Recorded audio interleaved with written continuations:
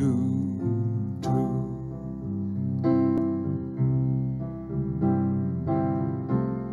And I believe in some kind of path.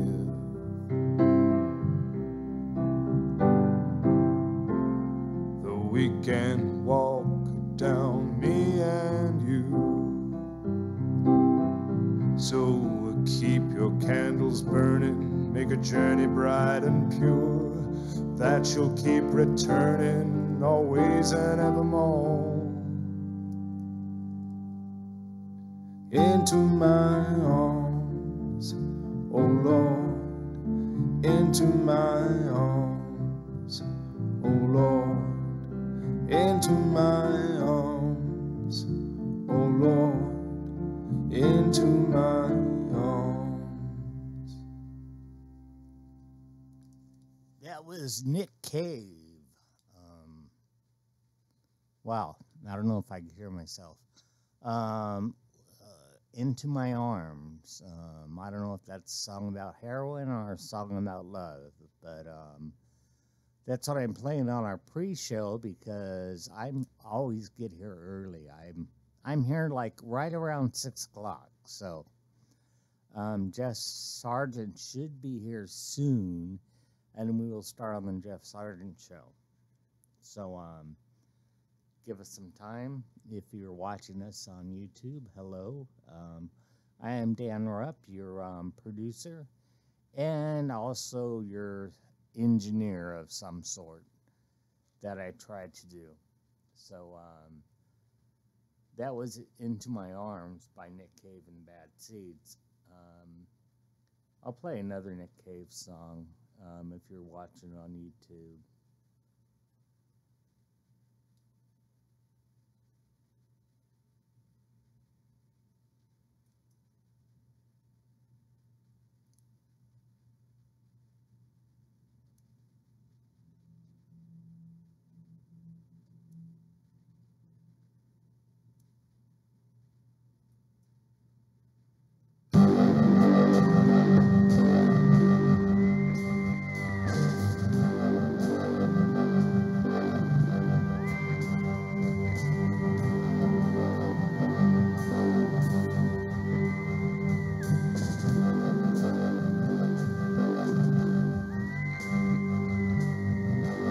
You fell from the sky and crash landed in a field near the River Adur.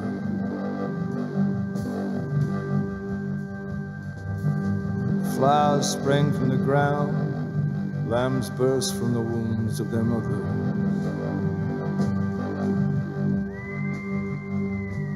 In a hole beneath the bridge you convalesced, you fashioned a mast of twigs and clay.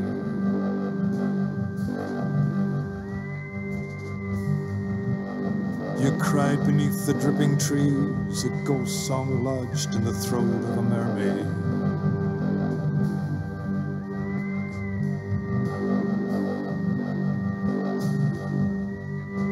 With my voice, I am calling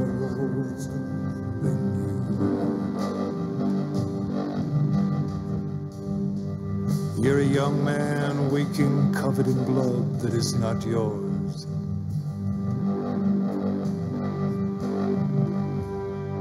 You're a woman in a yellow dress, surrounded by a charm of hummingbirds.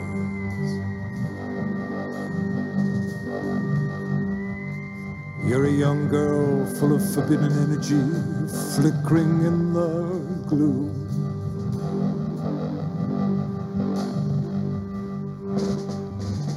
You're a drug addict lying on your back in a Tijuana hotel room. With my voice, I am calling you. With my voice, I am calling you.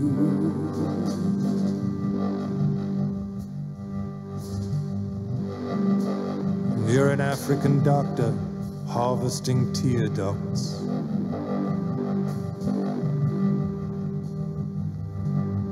you believe in God, but you get no special dispensation for this belief now.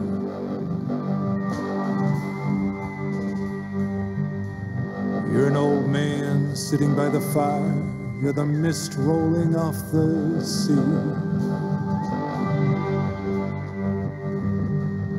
You're a distant memory in the mind of your creator, don't you see? With my voice, I am calling you. With my voice, I am calling you.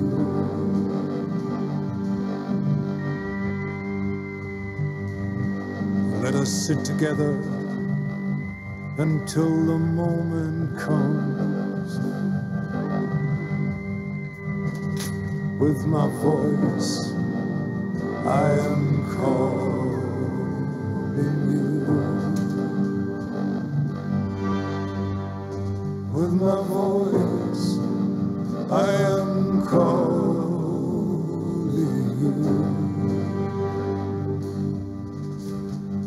With my voice, I am calling you.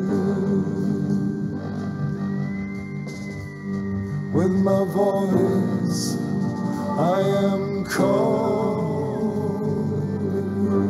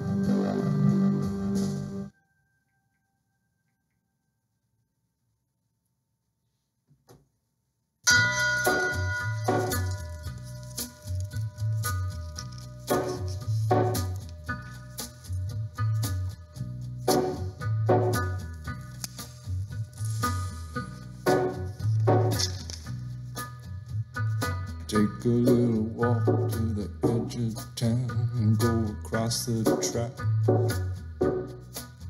where the viaduct looms like a bird of doom as it ships and cracks, where secrets lie in the border fires and the humming wires. Yeah, man, you know you're never coming back. Past the square, past the bridge, past the mills, past the stacks. On a gathering storm comes a tall, handsome man in a dusty black coat with a red right hand.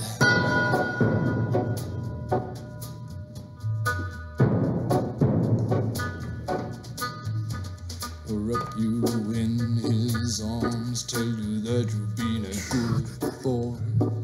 Who is this? Test. Testing. This is kind of cool music. Who is it? Cramps? It sounds like the Cramps. It's Nick Cave. I like. Yeah, he's cool. Nick Cave in the Bad Seeds. Wow. Hey, did you? My friend, he narrated this animated film called Cat Piano, and he was the narrator. Wow. Wow. You'll have to Google it on YouTube. Cat Piano, narrated by Nick Cave. He's got a great movie out too. What's it called? This sounds like the Cramps. Sounds very, yeah. But it's really soothing. Yeah, it's kind of dark and groovy. It's dark, groovy music. You don't have no car, get you one. You don't have no self-respect, you feel like an insect. Well, don't you worry, buddy, cause here he comes through the ghettos and the barrio and the barry and the slum. His shadow is cast wherever he stands, stacks of green paper in his red right hand.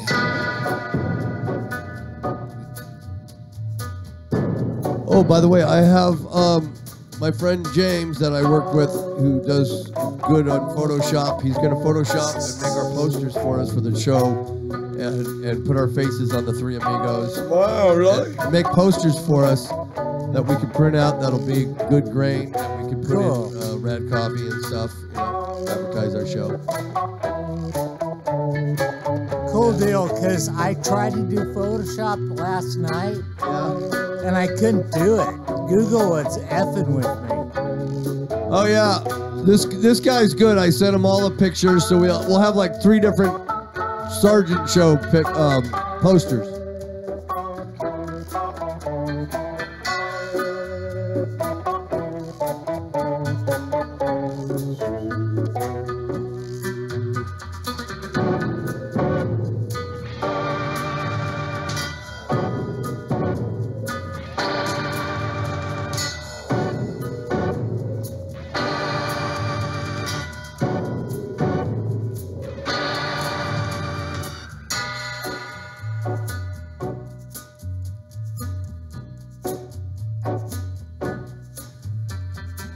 You'll see him in your nightmares, you'll see him in your dreams.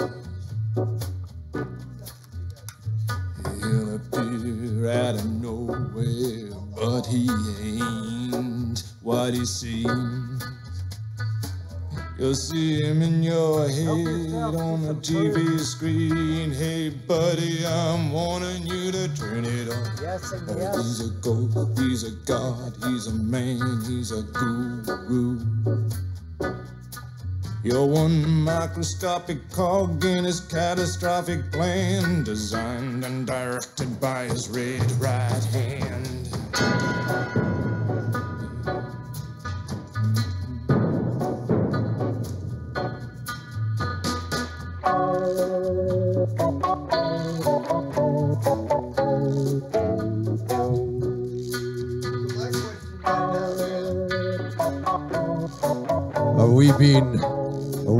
Is the Big Brother eye in the sky watching us right now? Yes, it is.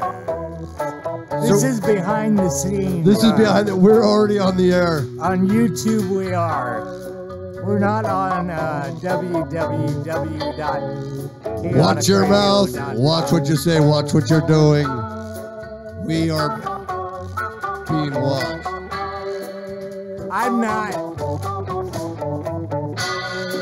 But when Betty gets here, I'm gonna be in there.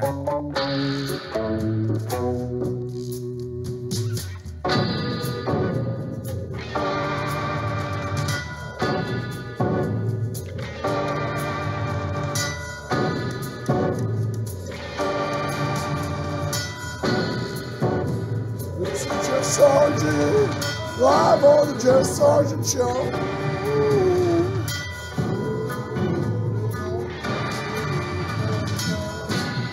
The Jeff Sargent Show. I wish I were doing more. On the Jeff Sargent Show.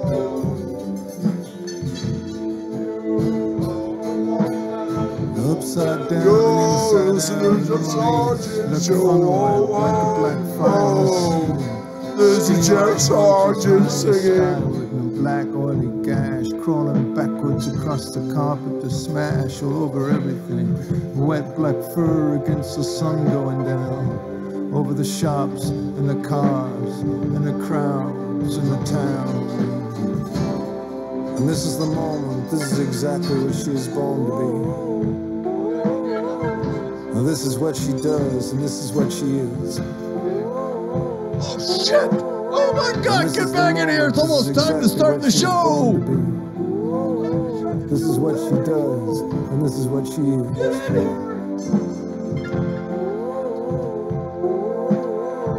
Big brother is watching us.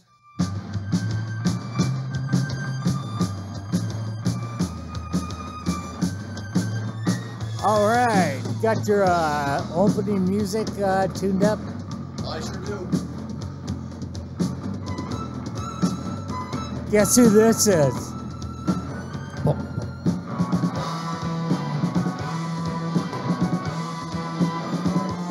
New Order? I don't know. Who is it? 45 Grave? Who is it? No. Also, Sex Gang Children. Oh, Sex Gang Children. Now, who is the drummer in that? also, when Benny comes in, you guys, Yes? play Living Dead Girl by Rob Zombie. Okay, we got 10 seconds. 10 seconds.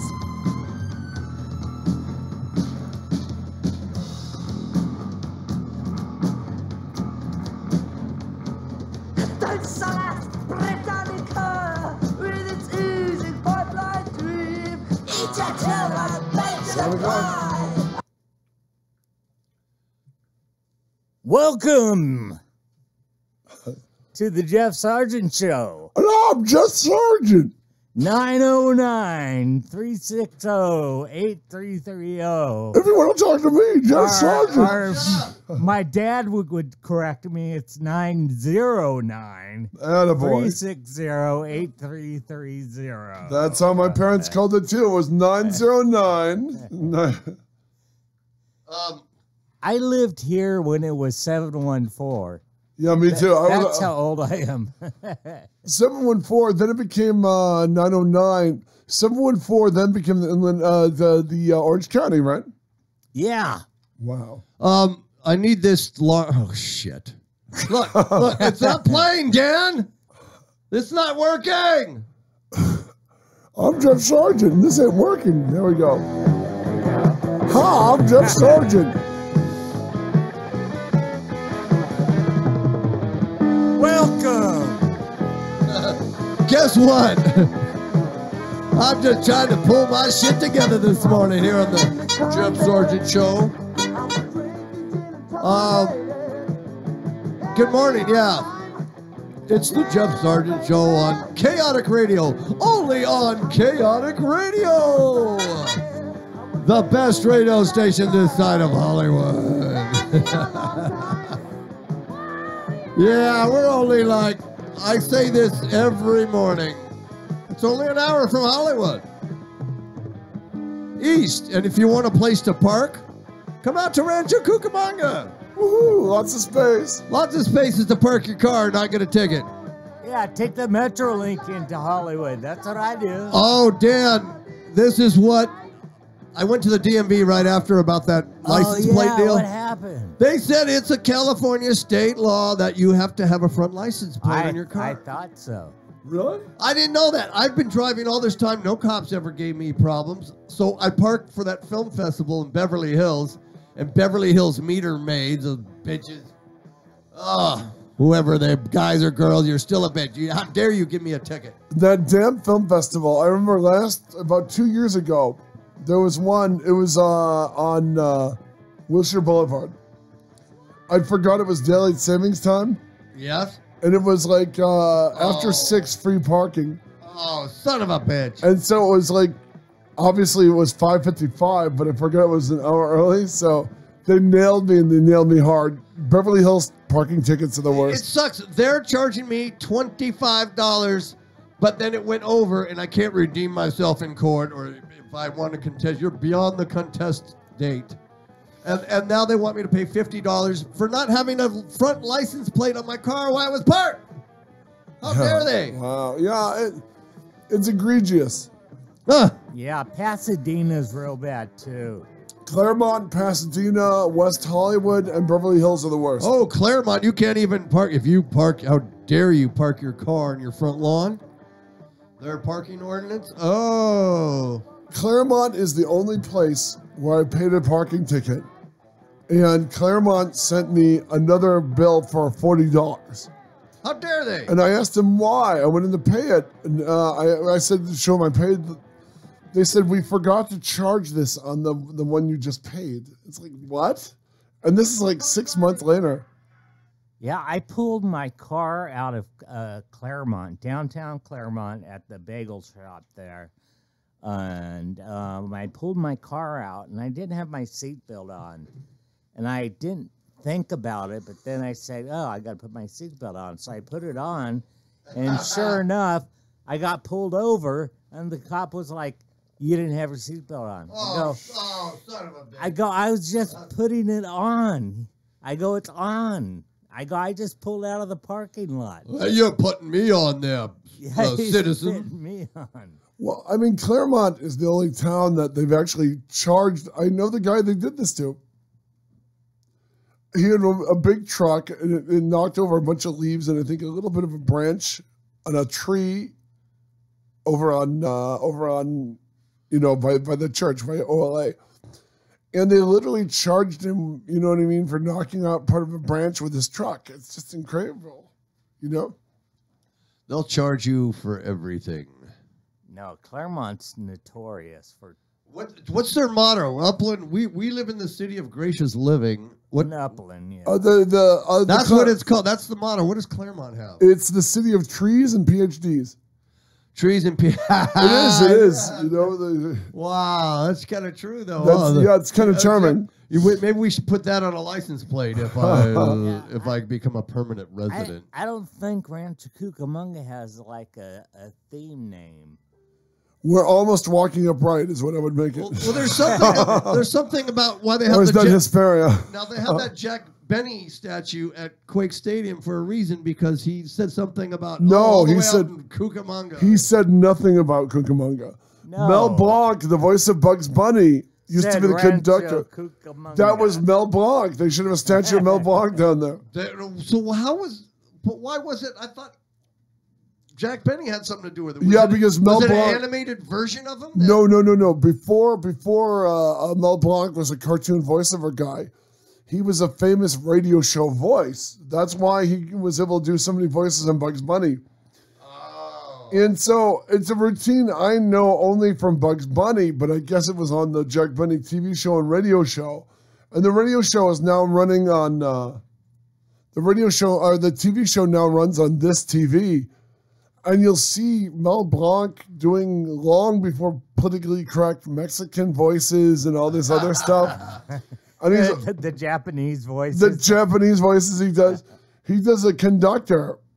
And he says something and Rancho Cucamonga. That's what I remember. It was an animated thing. I couldn't figure it out. Jack Benny never said it. It was the second banana on Jack Benny.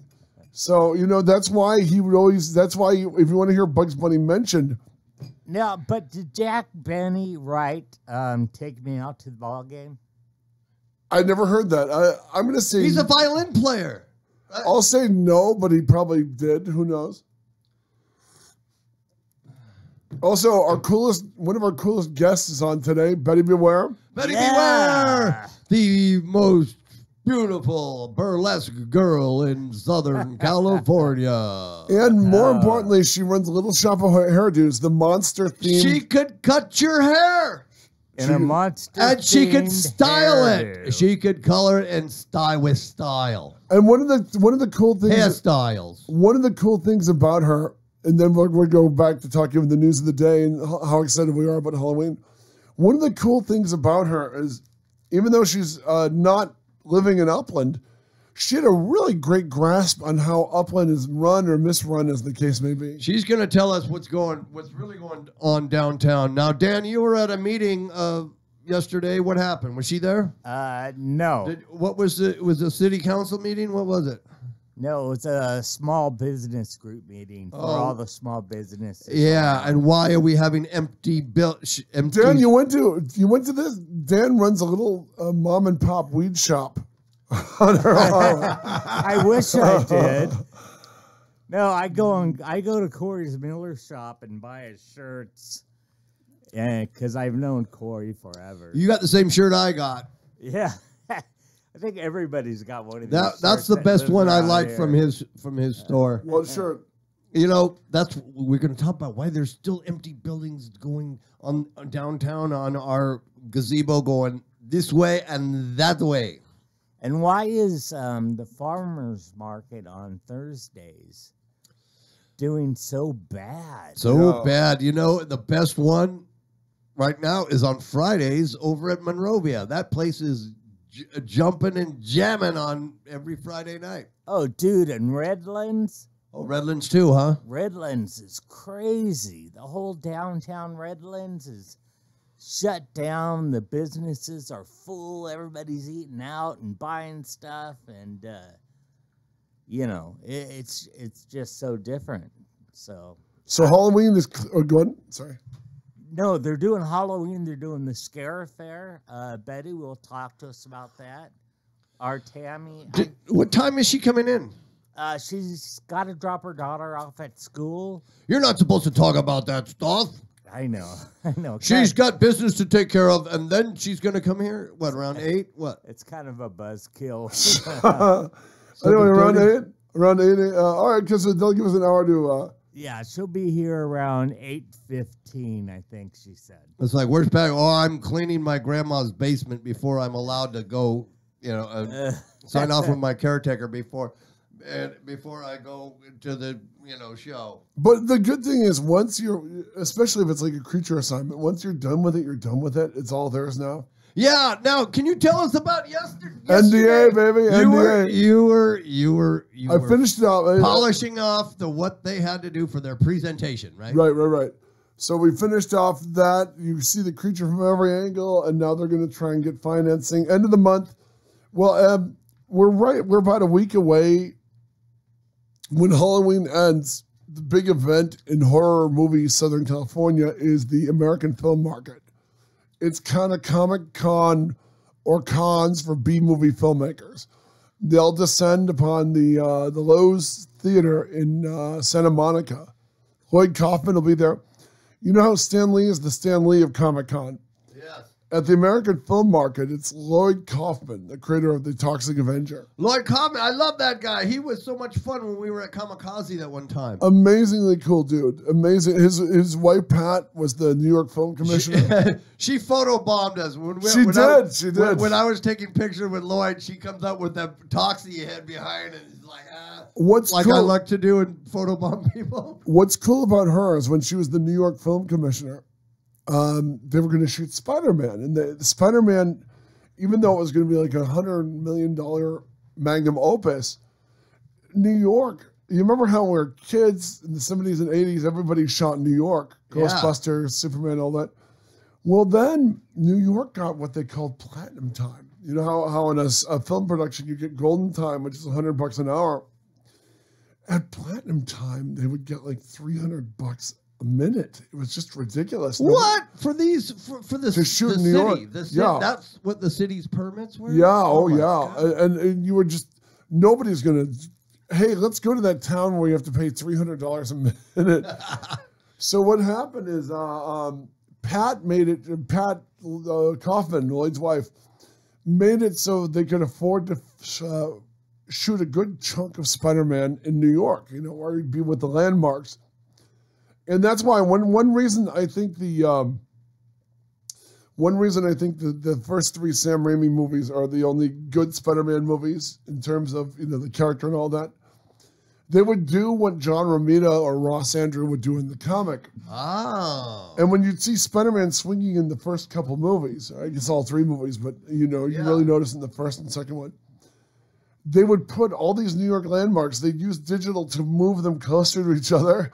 So Spider-Man is swinging over nothing but famous buildings. Oh, wow, that's a good idea because, you know, in the comic, the buildings are so close together. And, you know, he's, you know, to get that rhythm, that Right, right. thwip, Yeah. thwip, Very thwip, good. That's the you know, actual when sound. he's shooting his web. Oh, good. I thought you were doing Now, something now else. back when they were filming Toxic Avenger, was it, I mean, it must have been inexpensive to film there. I mean, No, because it was depending on what neighborhood you're in, right? it was expensive to shoot there, but they were doing it without permits. They were going rogue, huh? If you read Lloyd's book, Make Your Own Damn Movie, which the great James Gunn, director yeah. of Guardians of the Galaxy and Slither, took part in, there's one part where they're shooting Toxic Avenger in an abandoned building, and the crew is either pooping out the window into an alley, or they're pooping into Burger King bags and throwing those into the alley. That's Yeah, great because our Now, I'm sorry. How does a show like Gotham? Did you ever watch it? now Gotham is a fictional city, of course, I've interviewed just like But Metropolis. how do they have this huge city built? I mean, I don't know if it's how they do it. It's computerized or what. I think it's computerized. A lot of it, yeah, I Yeah. think it is. Yeah. But they, you know what I mean. That most of what you see in Gotham is Canada. Oh, See- really? Yeah, same way when you watch Arrow. A lot of Arrow when they show the city at night, it's a freaking Canadian city. Yes, and then you'll see people, once you'll see background or you'll see voices when they're in the crowds or in the bar, and you'll hear someone go, "Hey, would you like another big beer, eh? Would you like another moose They head, have eh?" a loop. Yeah, they have a loop group here. They have a loop group here that Yeah. puts in American voices, and because I told you that Canadian, the episode of, Yeah. Like, that episode of X Files, it still pisses me off. It's like second, third season of X Files. A cop pulls over a car and he goes, "Step out of the vehicle." It's like, Step fuck out of the you. vehicle. You Just know, draw I own on it. oot. And it says Manhattan, 3 a.m. It's like, fuck you. That guy's not in Well, Manhattan. that's not convincing at all. Not at Yeah. all, you know.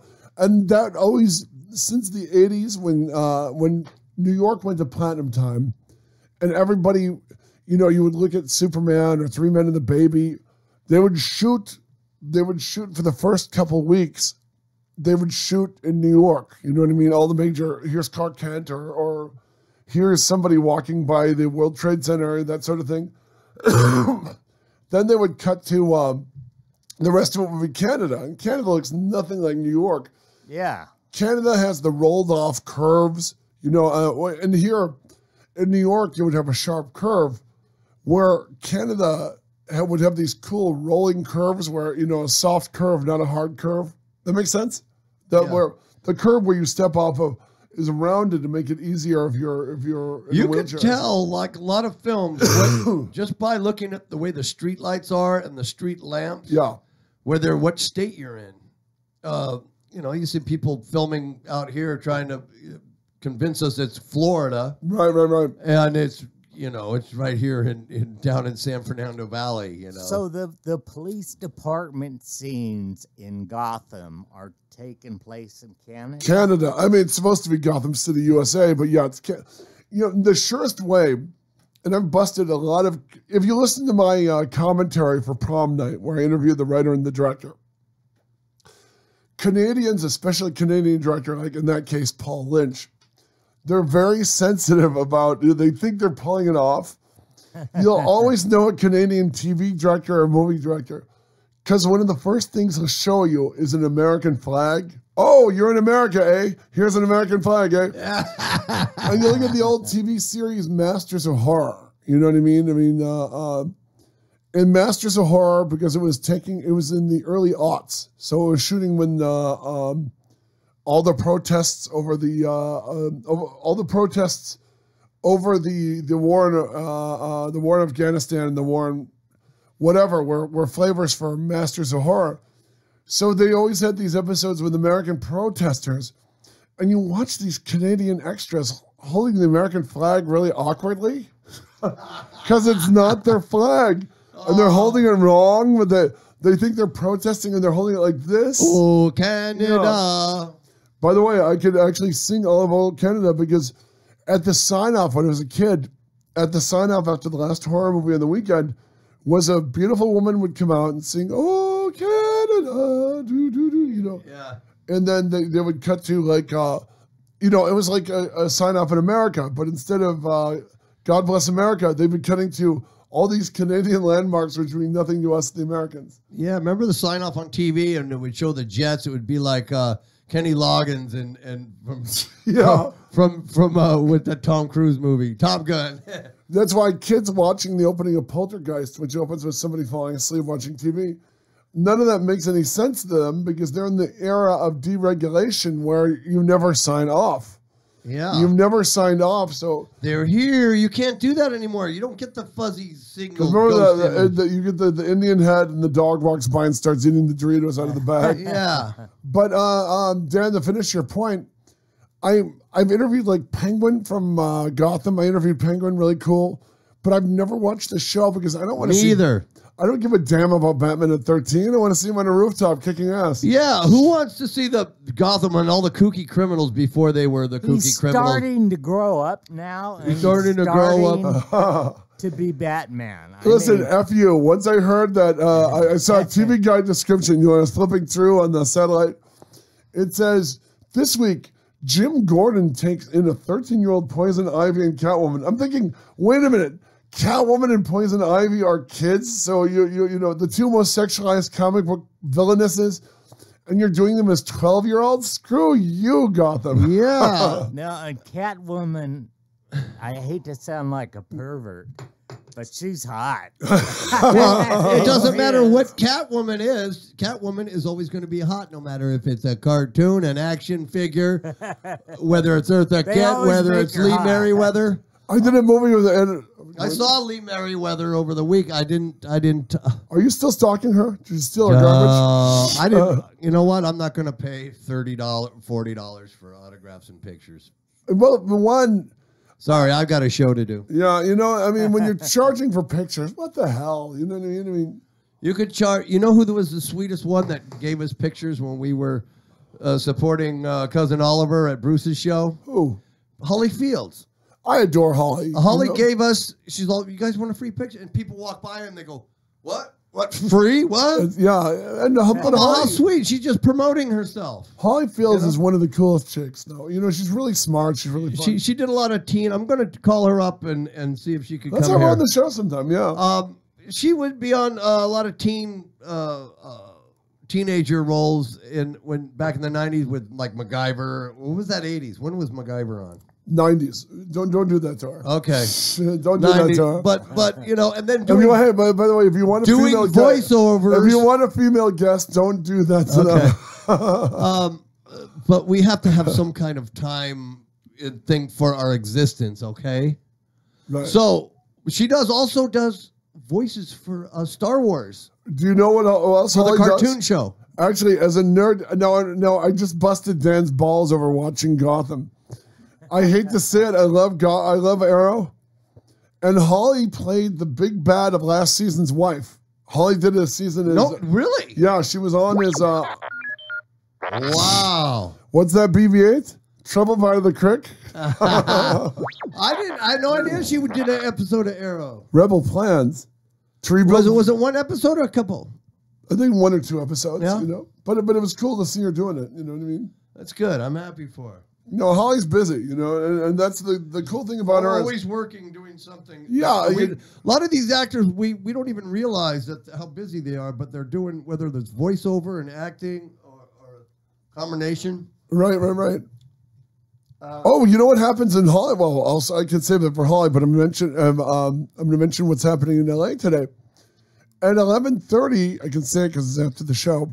George Romero is getting a star on the Hollywood Boulevard. Wow. Har finally gets his star. On the Hollywood Boulevard. I saw my grandmother. Wow. On the Hollywood Boulevard, George Romero is getting a star. Wow, that's kind of cool, man. Isn't it? Although, poor George, he missed it by like 4 months. You might see Noel there as a zombie, implanting the star. I'll say, what is Sid Haig doing here?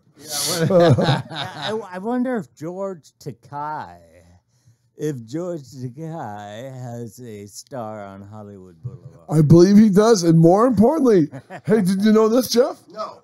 Dan wrote George Takei on his page and got a response. Wow. He sent a bunch of scary con imagery, including his clown, and offered to be George Takei's maid. And George Takei, as in his clown makeup, and George Takei, No. do the voice. No, thank you. Oh, no, thank you. He doesn't like clowns. No, he doesn't. He does some pretty funny stuff. Those little meme cards. What do they call them? E-cards and stuff like you see on the internet. Oh, yeah. Yeah. I just sent in an interview to Infinity Magazine where it was a guy who guested on like 5 episodes as a crewman on Star Trek the series. And he said the thing he remembered most vividly about doing Star Trek is long political fights between James Doohan, Mr. Scott, and George Takei. He said George Takei was a big old lefty, while I guess Doohan was shot 5 times in Omaha Beach. While fighting for Canada, by the way. Wow. A Canadian was shot 5 times in Omaha Beach, Jimmy Doohan. Wow, that's incredible, man. And so I guess he didn't, from what the guy said, he didn't want to hear George's hippie bullshit. Yeah. When a Nazi shoots you 5 times in Omaha Beach, you don't want to hear somebody talk about anything else. Yeah. It's just like Rod Serling. I was telling him Rod Serling doesn't like Hogan's Heroes. You know, because really? He was in the war. He was, and fighting them, and to have all that tongue-in-cheek humor, I guess he just really didn't like it because he was going through some serious shit. And the guy in Hogan's Heroes, I forget his name. Who, Bob Crane? Yeah, Bob Crane. He was murdered. He was bludgeoned to death. Like crazy, like into sex. Yeah, he was. Porn. He was getting like Super 8 porn. Yeah, he was on film. He was basically all that stuff. Yeah. He was basically banging. He was banging in the late 70s. He was banging like housewives after doing the dinner theater circuit.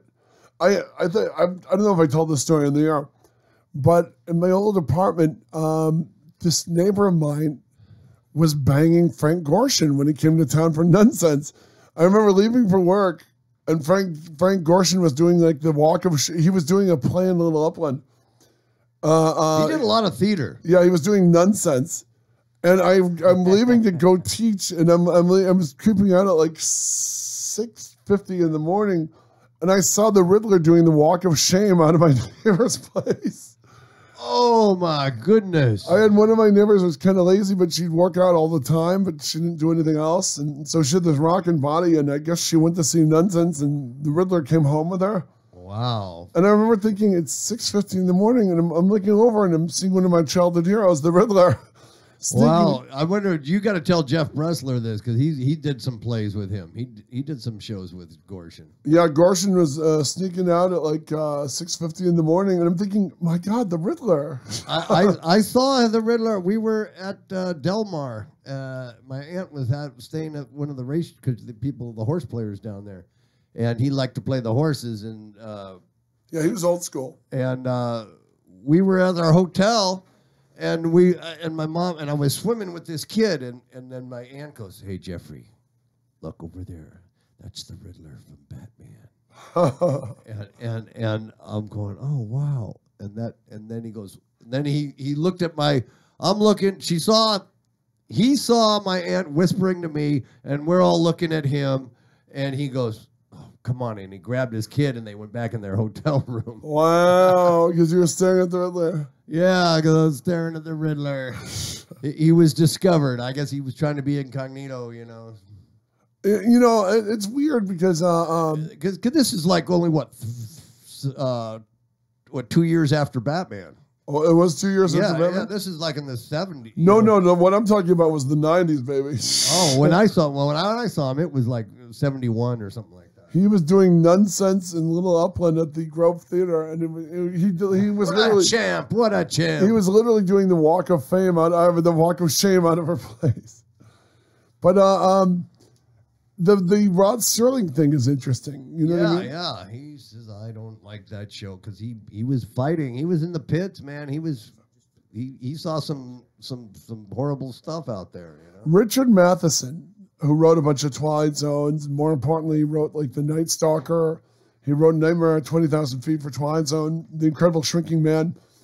Richard Matheson was a World War II vet, and I remember he was telling us about. I did a couple interviews. I did a couple interviews with him, and Matheson said when he was in basic training, he was surrounded by guys preparing to go fight in World War II.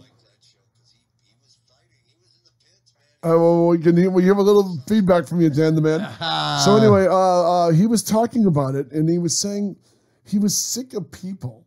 He was sick of people, and he remembered when they showed, he was watching Dracula. They showed them Dracula, and he was on an old army cot, you know, and they're watching, all the guys are on their cots, and they're watching Dracula being projected on all these war blankets. Whoa. You know what I mean? And he said he was watching Dracula thinking how sick he was of people, you know, being surrounded by guys all the time. Yeah. And he's watching, they're showing them the Bela Lugosi Dracula as a treat in basic training. And Matheson told us he's watching all these guys in the Bela Lugosi Dracula chasing Dracula around, you know. You had Edward Van Sloan as Van Helsing, you know, in the wheelchair. You have the girls, you have the guys. And he was thinking there was like 7 people chasing Dracula around. And he thought, what if everyone was Dracula chasing me around? And, you know, because he wanted to be alone. And that's where I Am Legend came from. Oh, man. The original. The Mega Man. Exactly right. The original Omega Man. And my brother playfully argued with him about, because he was trashing the Omega Man. And my brother, you know, because they updated it with the machine guns and stuff. He goes, well, Richard, there's some good stuff in there with him shooting all the guys in the... And Richard's like, oh, no, they destroyed my book. They destroyed my book. Oh, man. All the hippie stuff kind of dates it, as well as taking place in the far-off year of 1977. Oh. But I remember William Peter Blatty, who just passed away this year. William Peter Blatty, who created The Exorcist, he did an uncredited final polish on the Omega Man. And I think Blatty's the one who came up with the Manson angle, where they're not specifically vampires, but they're in the dark sunglasses and hoodies. Yeah. And making the main bad guy the former Anchorman, the network Anchorman, back when like Walter Cronkite and those guys were quote unquote the voice of truth. Hello, Neville. Yeah. Welcome, Neville. And his last name, he goes, it's over now, Neville. Matthias, which Matthias is a told me their eyes would get white. It was a disease. Right. It's a disease in the book too, but a disease that turns you into vampires. Yeah. But I remember when they did the Will Smith movie, the whole thing in the Matheson novel is you would know somebody and then you wouldn't know them. I mean, if you look at the Vincent Price version, the very first version of it, The Last Man on Earth, which Matheson wrote under a fake name, Logan Swanson, it's completely Night of the Living Dead. And the whole horror, when you read, it's a very short book. It's like 149 pages. But when you read the book, the true horror is you know somebody and then they come back to you with this vampire and that you don't know them at all. And the Will Smith version, there's a really horrible scene in the book where his wife comes back as a vampire and he's horrified. You know, she's coming back to drink his blood. And you're waiting for that in the Will Smith version. So the Will Smith version has a flashback making sure the wife and daughter are killed in a helicopter crash so they can't come back. You've just taken the scariest, saddest scene in the book and destroyed it. Oh, man. Yep. Yeah, because I remember that in I Am Legend, he was in that lab, right? And they broke through the glass and that was... And they're all digital, and once they're digital, there's no human connection. Yeah, because remember the other one, he was like, died like a Christ-like pose, yeah. In the water. Yeah, and a lot of people thought that was and then they did the reverse negative. Yes. In case you missed the point. So you could get the contrast. And what's interesting is I interviewed Katie Seagal, the mom from Married with Children and Sons of Anarchy. And I kept trying, her dad, Boris Seagal, directed The Mega Man with Heston. No way. Oh, yeah. Dad. Wow. And unfortunately, I was trying to get a Mega Man stories out of her. And unfortunately, her parents were going through a bad divorce at the time. So she wasn't seeing a lot of him. So she didn't really visit him on the set or anything. But if you look, they shot that on the set of Batman. That's Gotham City Hall that they're running into at the end of the movie on the Warner Brothers backlot. Oh. You know, you'll literally see him with a machine gun running up the. When Gotham I've been at City Warner steps. Bros., I didn't even realize. I go, this has been in so many. I can't even think of how It's many in freaking movies. Batman. Fuck everything All else. those steps, and I would take my breaks when we were filming over there. I don't forget what show it was. So many shows. But there was, I would sit there and I would take my break and I'd sit on the steps and I'd watch the tour tram go by and I'd wave to people. I'm going like, how many? And they're going, and this was in so many. I'm like, this porch has been in every movie. Yeah, no. And you don't even, subconsciously, you don't think about that when you see a lot of movie sets from like Warner Brothers or Universal. Is Katie Seagal as cool in person as she is on TV? Honestly, extremely. She's very quiet, but she's incredibly cool. You know what I mean? Is she tall? She's tall, and she's married to Kurt Sutter, the creator of Sons of Anarchy. And, and so he's amazing. She's cool. She's super cool. When she wasn't nominated one year. And he did this amazing interview where he set everybody on fire. He basically said, "Who do I have to get on my knees in service in the Academy to get us nominated for Sons of Anarchy?" And you'd interview him, and he wouldn't back down from comments like that, you know? Yeah. But Kurt Sutter always reminded me of the comic book Bruce Banner. There was something kind of manic about him, and he had these big glasses. Yeah. And he wasn't very big, but he was very wiry, and you could tell he was very impassioned. Okay, Yeah. I've got a question here. This comes from the Mideast, from Illinois. When you said Mideast, The I'm thinking of Mideast. This Afghanistan. become the Mid-East of You- the Illinois. United States. Mideast of the United States. That's called the Midwest, smartass. Midwest. The whatever. Mid-East. This is from I curse you, you son of a bitch! I curse you! Don't This is- bring the meat in my country. This They is from said Shake this Larry is- of Champaign, Illinois. I will call Saddam Berkowitz and he will call unkill Omar and curse you. This is from Linda. Hi, Linda. How's things over there in she's Illinois? listening, in Illinois. It's Thank you, cold. lovely one. It's a lot colder there than it is here. I'll tell you that. But she wanted to ask us a question. Name one famous actor you like that is alive, and one famous actor that you like that is dead. Vincent Price. Vincent Price. Vincent friggin' Price. I was just watching when we were at Scott Alt's party. He kept playing that movie all over and over again where he pushes that woman, his wife, into the cauldron. Oh, House on Haunted Hill. House on Haunted Hill, yes. Great movie. By the way, that House on Haunted Hill is still there. I actually shot a commercial there once. After like the side of the house, I remember walking around the side of the house, and I guess after the Northridge quake in '95, half the hill behind the house caved in, and me and the script girl walked around the side of the house.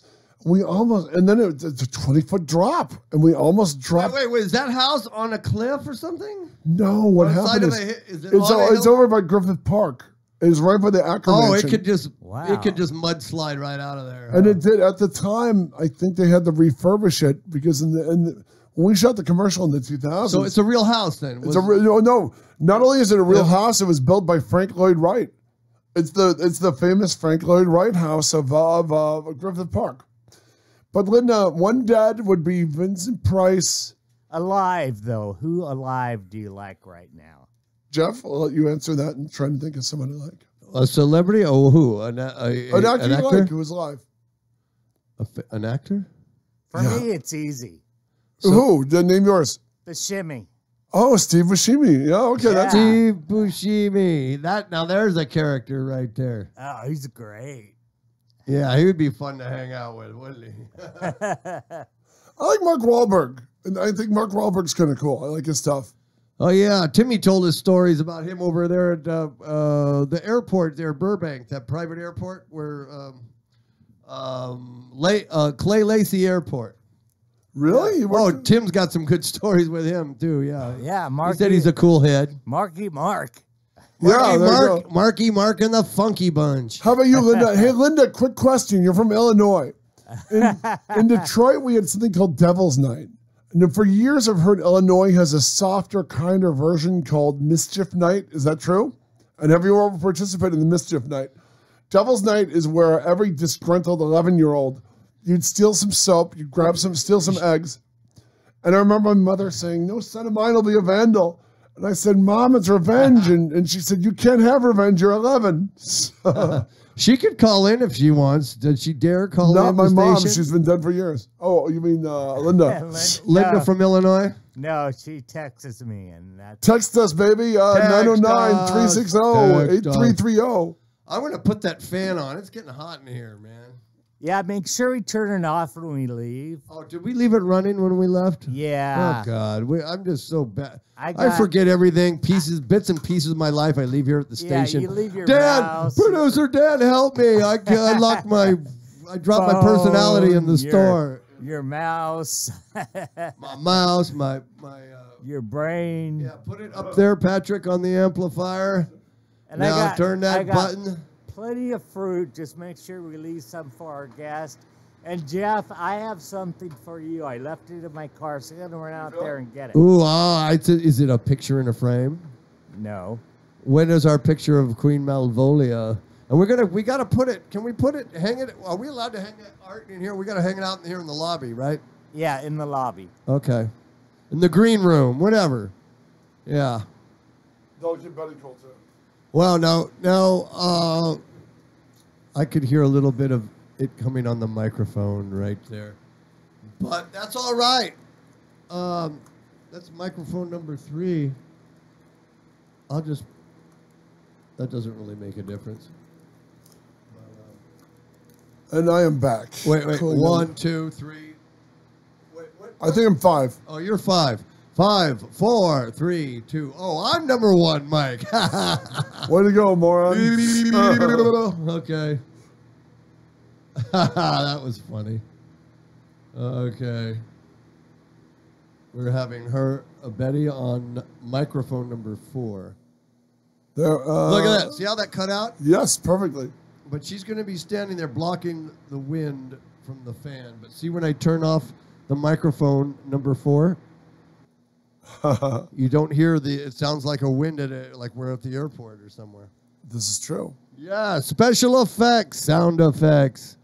And Dan's learning every day. He's learning how to work that sound effects board up there in the control booth. Wow.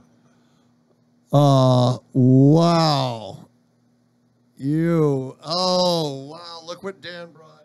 A box of Cracker Jacks. Whoa. What do you want when you gotta have something and you gotta have a lot and you gotta have it now? What do you want? What you're talking Lips about. smacking, sugar cracking, bitty, blah blah blah da da Cracker Jack, candy coated popcorn, peanuts and a prize. That's what you get in Cracker Jack. What now? Why do I remember? I can't remember any lyrics to a simple Rolling Stones song, but I'll sing the song that nobody's heard about Cracker Jack and other stupid cereal boxes.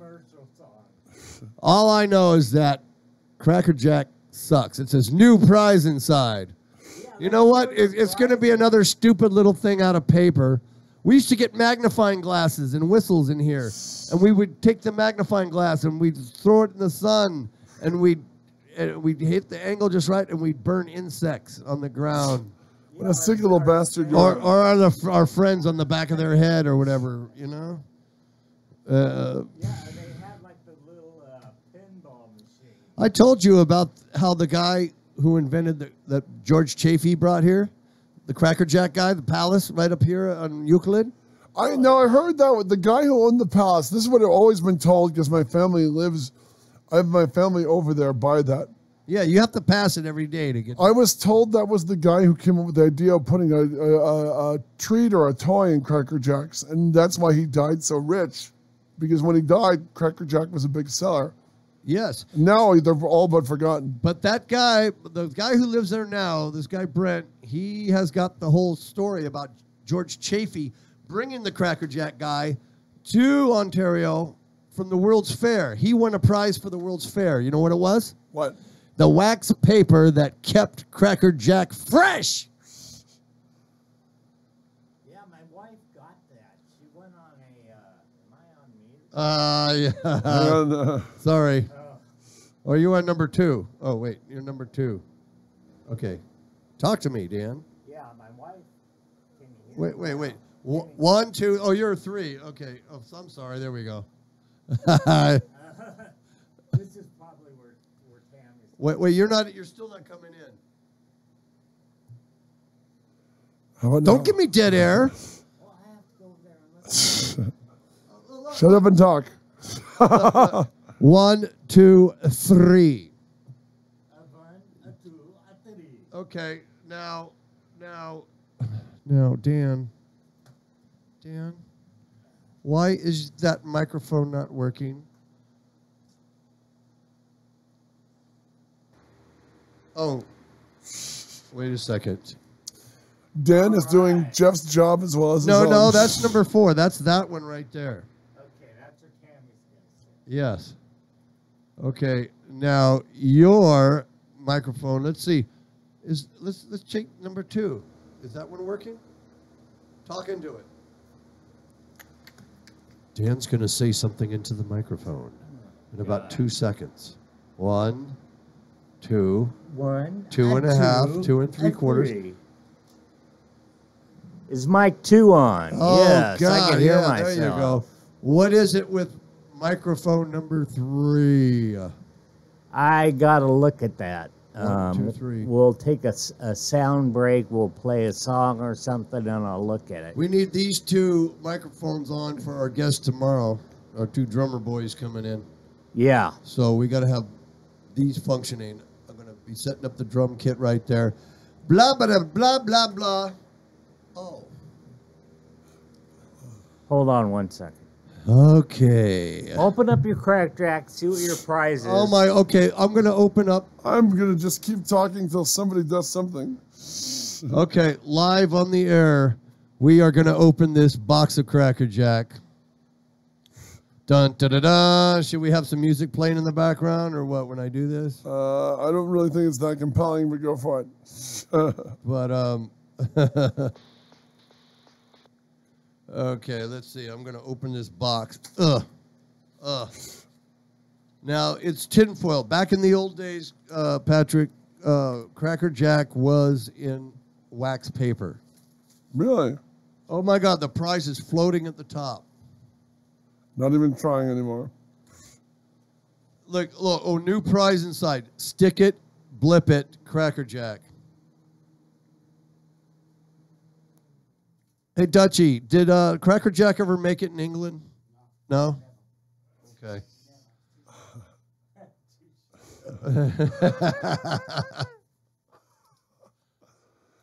That was interesting. Okay. It says, bring the ballpark to life. Download this. It's telling you to download stuff in this box. No physical prize. Step up to the plate. Look at this. It's just a stupid little sticker, Patrick. Pretty much. Pretty much. Okay, I'm disappointed in this box of Cracker Jack. But I'm eating it. Listen to that. Listen Eating to it on there. That's compelling radio. How about a song? Okay. You know what? I'm hoping when I play this song, Betty walks in. All right, here we go. Who is this irresistible creature who has an insatiable love for the dead?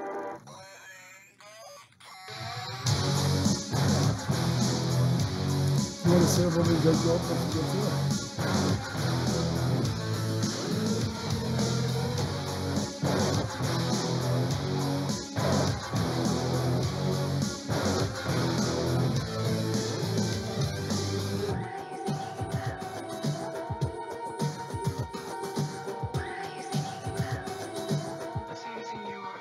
Outrage in the cage and this up on the stage is only one show away to bring the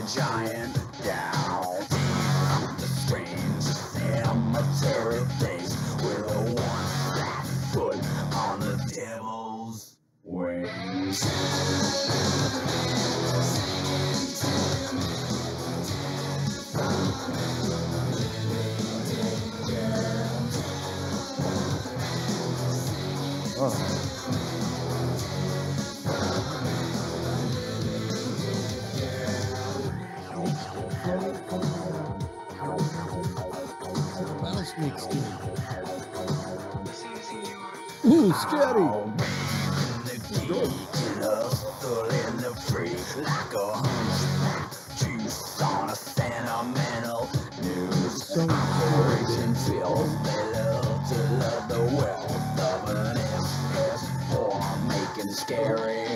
There's nothing prize about that.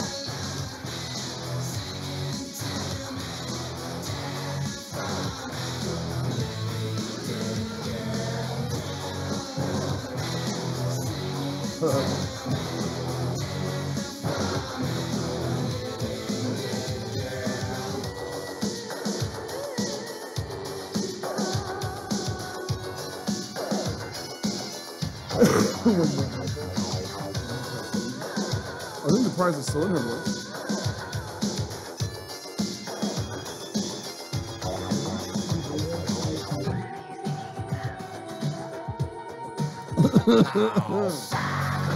Jack, hallucinating hack, thinks a dollar read, eats dollar bills. Gold's machine creates another fiend so beautiful they make you kill.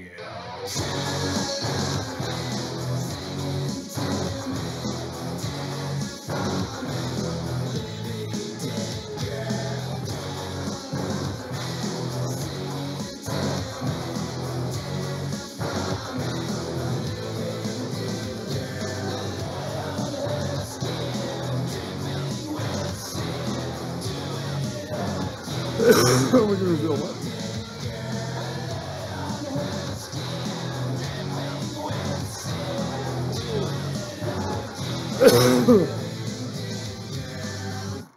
We interrupt this program for a news flash. The Earth has been invaded by astro zombies. Wow. We're all taking it rather well. Nobody's scared. Where's the panic? Ah! We're all taking it extremely well. Blood orange is good. They are extremely good. Dan is talking into a microphone that is not working. He's pretending. Let's play radio station.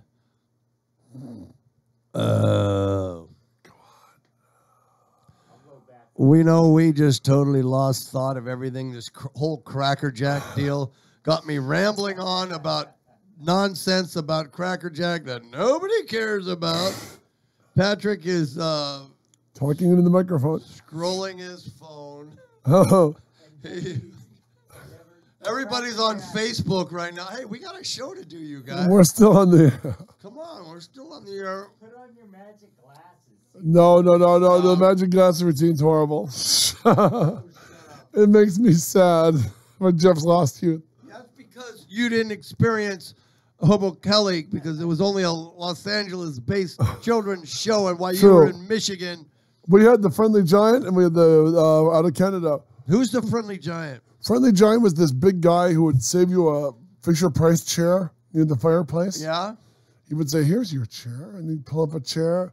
And if you watched the ending credits of his show, you would see the cow jump over the moon. He was supposed to be a giant. He was best friends with a chicken hen puppet, a rooster. Oh, wow. And a now, giraffe. he appeared to be a giant because of all the small scale down. They had all the sets. scaled down sets in this like cardboard castle he lived in. That's like making Bigfoot from Big Fish. Yes. That's like making him bigger than he really was. No, well, that's the I don't like Big Fish because of him. He's obviously in terrible pain. He can't even put his head upright in the Tim Burton movie. Yeah. And they go, "Oh, the fearsome giant." And you're looking at this suffering guy who can't even put his head upright. Oh, I know. I feel so bad for that guy. Yeah, and it pulled you out of the... I thought I it only pulled you know out him of the from movie. the Howard Stern show. Right. He's the mummified guy with the head wrapped up in House of a Thousand Corpses as well. Wasn't he in Big Fish? Yes, and I can't watch the movie because if they cast like Carol Struycken from Twin Peaks, he would at least look like a real giant, but they cast the guy from the Stern show, and his head's not even straight. If you watch the movie, his head's doubled over in it's agony. like this. He's Yeah. like- Wow, breaking news. Fats Domino died. Wow. Wait. I thought he died like 40 years ago. Everyone did. That's the one good thing that came out of Hurricane Katrina. Everyone thought Fats Domino was long dead, And during Katrina's rescue, they were rescuing an old guy in pajamas and realized it was Fats Domino. Yeah, and they rescued all his old records and stuff, and but no, he's dead now. Wow, how old was he? He had to be way up there. I don't know. Come on, he's from the 50s. I found my thrill. Play some Fats Domino, man. You know, everyone plays I Found My Thrill. Let's play some. When that was it the same hurricane where, what about James Brown? Did he disappear too during that? No, everyone knows where James Brown was. He's dead now, though. But did he disappear during the hurricane and no one's seen him since, right? No. It took him like 10 years to bury him because the family was fighting over his money. So James Brown was literally on ice for like 10 years. Oh, my God. Look it up. It's true. But remember he did that commercial called Race with the Devil for BMW with Gary Oldman? It was on YouTube, and he goes, damn, I can't do the splits no more. And play Ain't That a Shame? And that's Fats Domino? Yeah, that is Fats Domino. Yeah, ain't that a shame? Yeah. Oh, I closed my eyes, Dan, and I could see Fats Domino live again in your booth.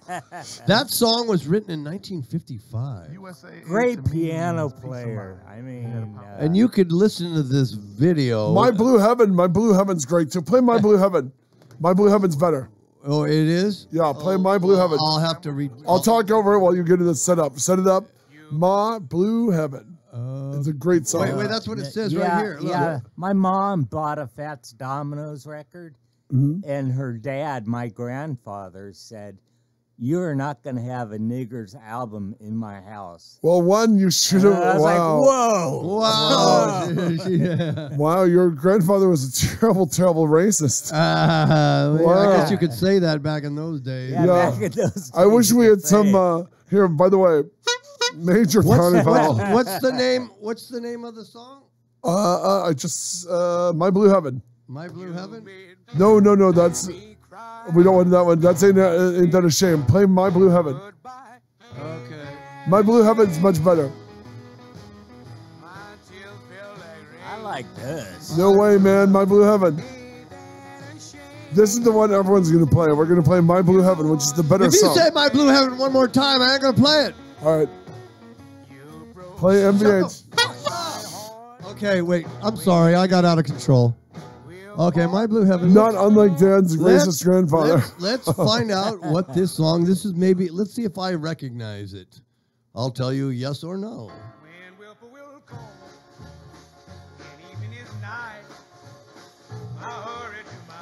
You know, I'm Blue. Crank it. Right. Blue Heaven. You know, I really never hooked on to the 50s music. You know, the only 50s music one I really liked was Eddie Cochran, because he was the closest thing that sounded punk rock, the rockabilly, Sid Vicious did his song. Yeah, but that girl that got looking, man, she's something bum, bum, bum, bum, bum, bum, Yeah, I like Ray Charles, too. He was a great blues, Totally. Doo-wop, doo-wop, a wop, a wop. Yeah. So how did he died in the hurricane or what? Dan? No. He died fighting a fire. What the hell? He was like 90. He wasn't fighting a fire. He died saving kids from a burning orphanage. What the hell do you want? He was probably 96, right? That means save kids from a burning. Just like Pee Wee Herman saving all the animals from the pet store from a burning fire, then passing out. That was a great scene. Yeah. Snakes! And he realizes he can't leave the snakes, so he has to. Oh, gosh. You know what? I'll tell you one thing. The song wasn't over. Naughty Holder from the Slade is still alive. Who's Naughty Holder? Naughty Holder from Slade. All of them are alive.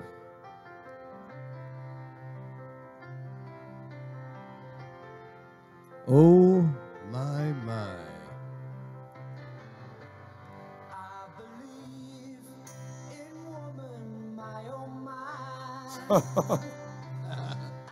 Believe in woman.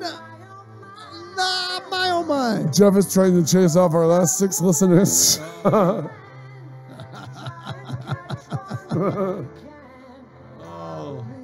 Okay, rip, Fats Domino. Hey, who wait Jeff a decided, second. rip Fats Domino, who Jeff is honoring by I'm playing watching Slade. this Slade video. You know who? You know the guitar player from Slade. You know who he looks just like? Looks just like him. Tiberius J. Nugent. Is he your? He's your Facebook friend, right? Yes. Captain Nugent. He lives down on his boat there, and he wears a top hat, and he's got the facial hair and the teeth, everything. Tiberius J. Nugent looks like the guitar player of Slade. Look up Tiberius J. Nugent on Facebook. He's a great guy and a big supporter of the Jeff Sargent Show. He is a good guy. He always inboxes me. And, he's funny. For the TV version, he's going to be Captain Nugent. He's going to be like my Captain Carl, you know. He'll make a special appearance every so often. Yeah.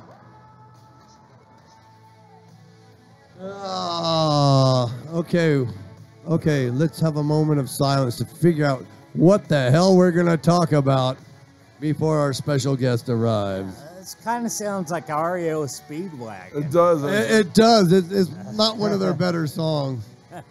It's actually pretty horrible. Yeah, they did make some horrible music. I remember Cream Magazine voting them as one of the horrible bands. They put them and New York Dolls in there. How dare they? I love the New York Dolls.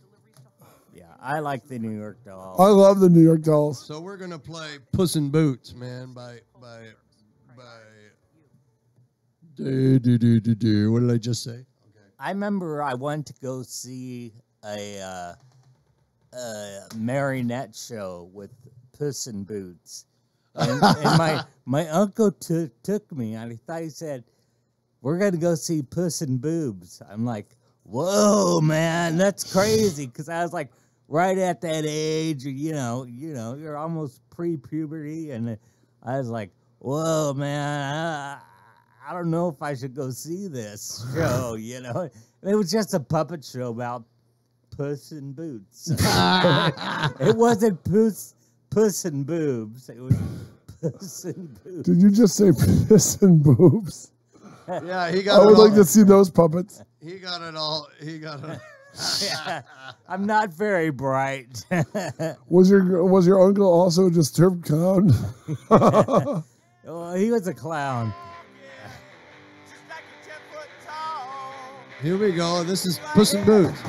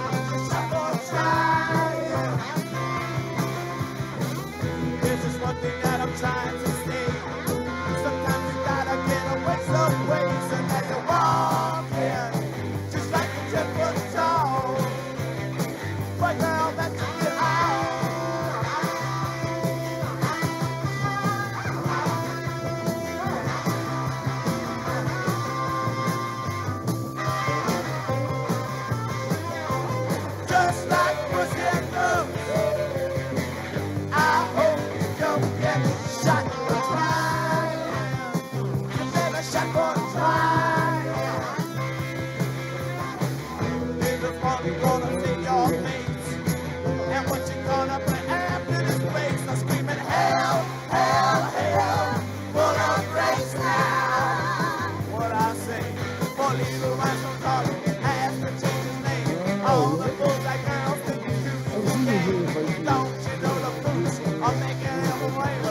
got a monkey boss.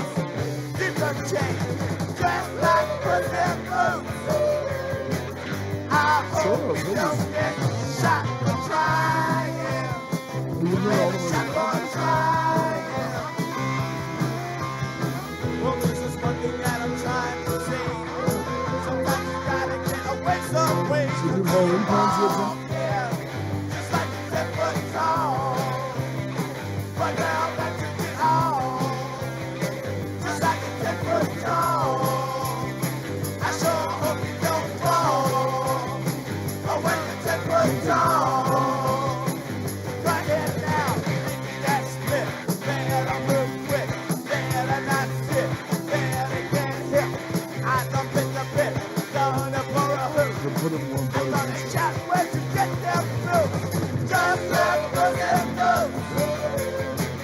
I hope you don't get shot. I'm sorry that she slipped down. The song ended. That was the New York Dolls, Puss in Boots. Now, do you remember? They also did that song called "Stranded in the Jungle," but who did the original? That was in the 50s. Oh, the original was I want to say not the Coasters, but the maybe it was the Coasters. Stranded in the Jungle. Play. I was stranded in the jungle. And meanwhile, back in the States, baby, baby. Yeah. Oh, that was the Coasters. Yeah. It was?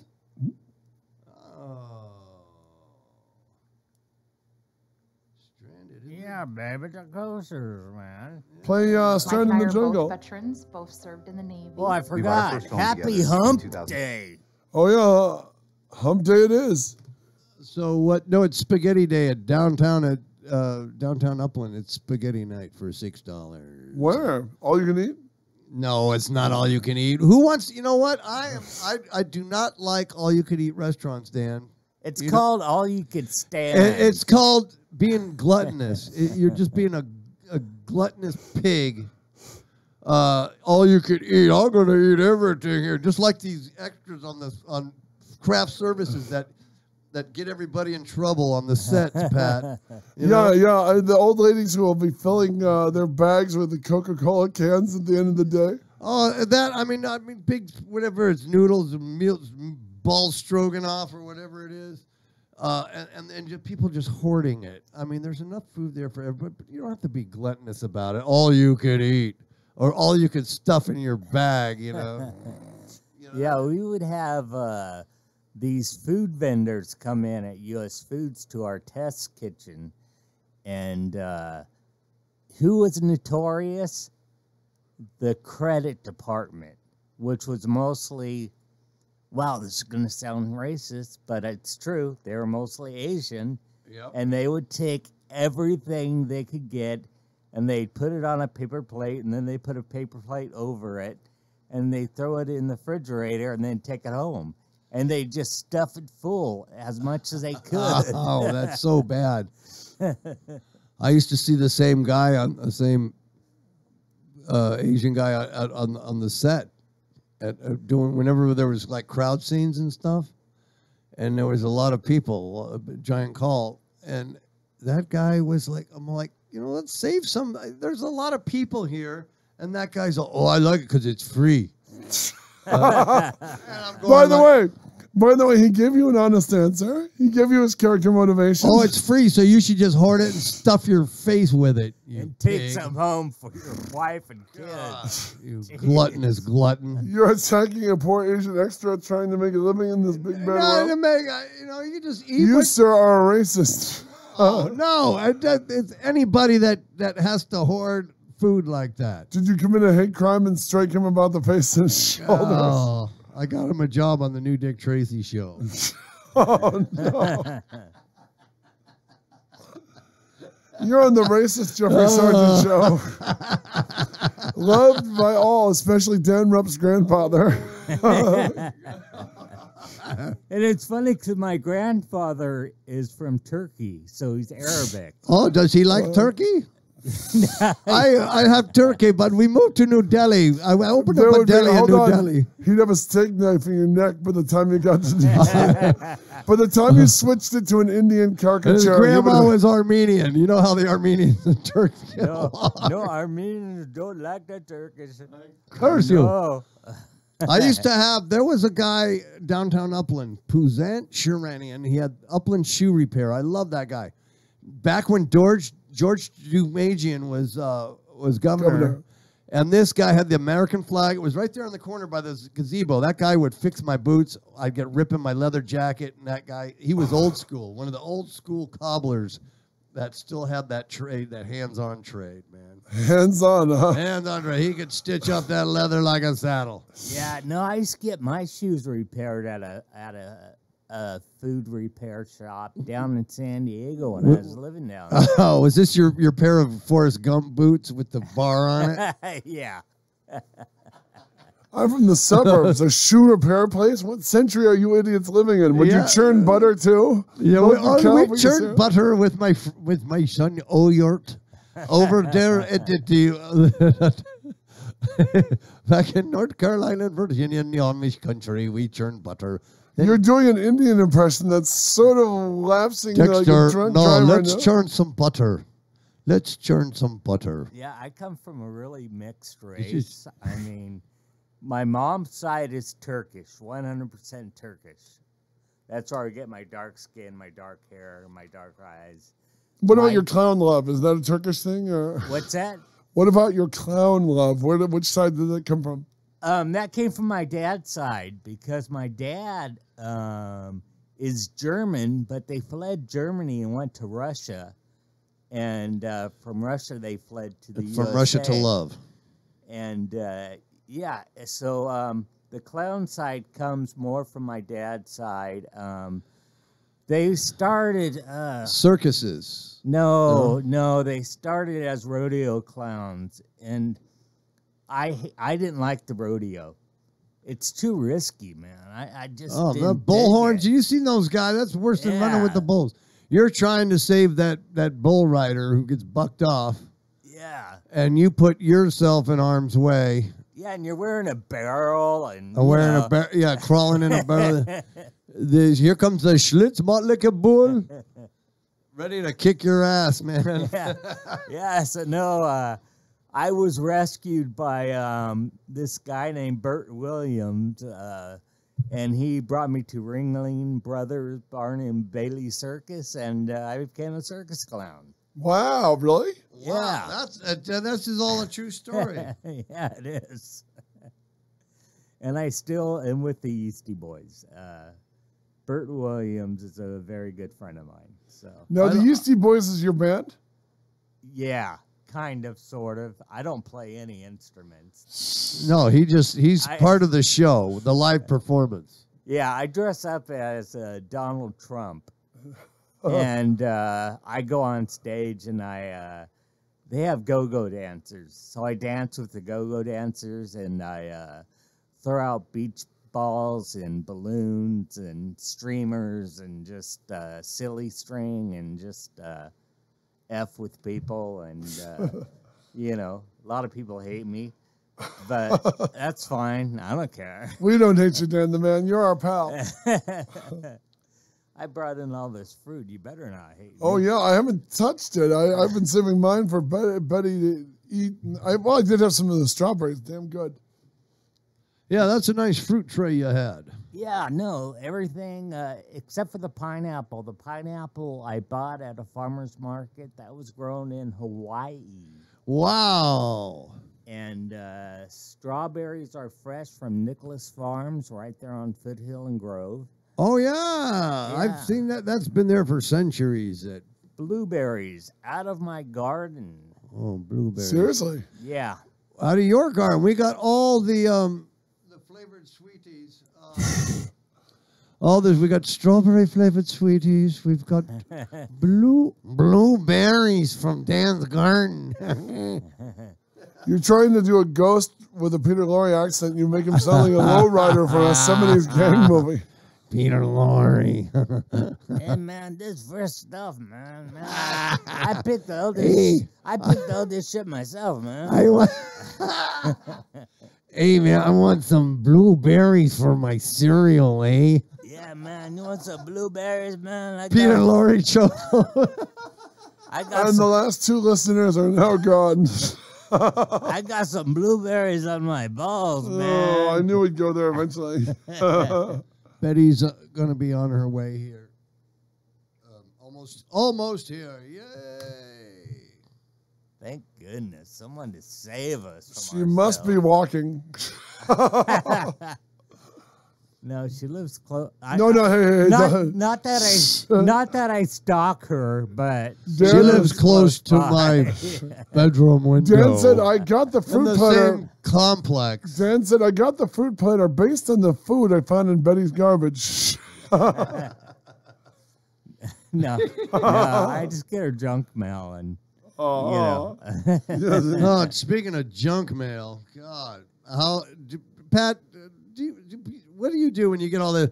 Do you ignore it or what? When you do you get as much junk mail as we do on our Facebook page? Yeah, I despise that. I mean, I despise that. Hey, brother, I want to bring awareness up for testicular nut cancer. But stuff like that, it makes me stuff like that. I don't mind. Pass it on. Yeah, I don't mind if it's a health thing, but it's like, hey, you shop at the new Halloween store, woohoo, you know. And, or the other ones that say, oh, this is you are being blessed today. Pass it to 12 of your friends if you want good luck. Pass it on. Yeah. I don't want to be part of. It's like a chain letter back in this, like in the. I don't like chain letters. I don't like people dumping crap. It's bulk mail. They don't even personally send it to you. I think they put a clip. They put that little meme in there, or whatever that thing is, and then they send it out to all their Facebook friends, and it ends up there. And like, okay, are you going to be aware? Pass it on for awareness for test. I don't like that. I don't like that BS. I don't like people who. I don't like people who will. And there are people who don't communicate with you on a regular basis. There's people who will mass send you. I don't know. I wonder how many of you are truly my friend. Put something about me. It's fuck you. You know? I don't got time to fill out 50 questions about me. It's bad enough with people playing their Facebook games. Okay, name the 12 things you've never done before and things you have. And blah. I'm giving you 9 bands I saw and one I made up. Who gives How about this, Dan? How about, I just showed my boobs to get out of a ticket. Busted. You fell for it. Now you got to pass it on to 5 other people. Yeah, and you'll get you'll see a pair of boobs or something. It's like stupid. Yeah, well, or there used to be a great internet meme when I was running for Starlog.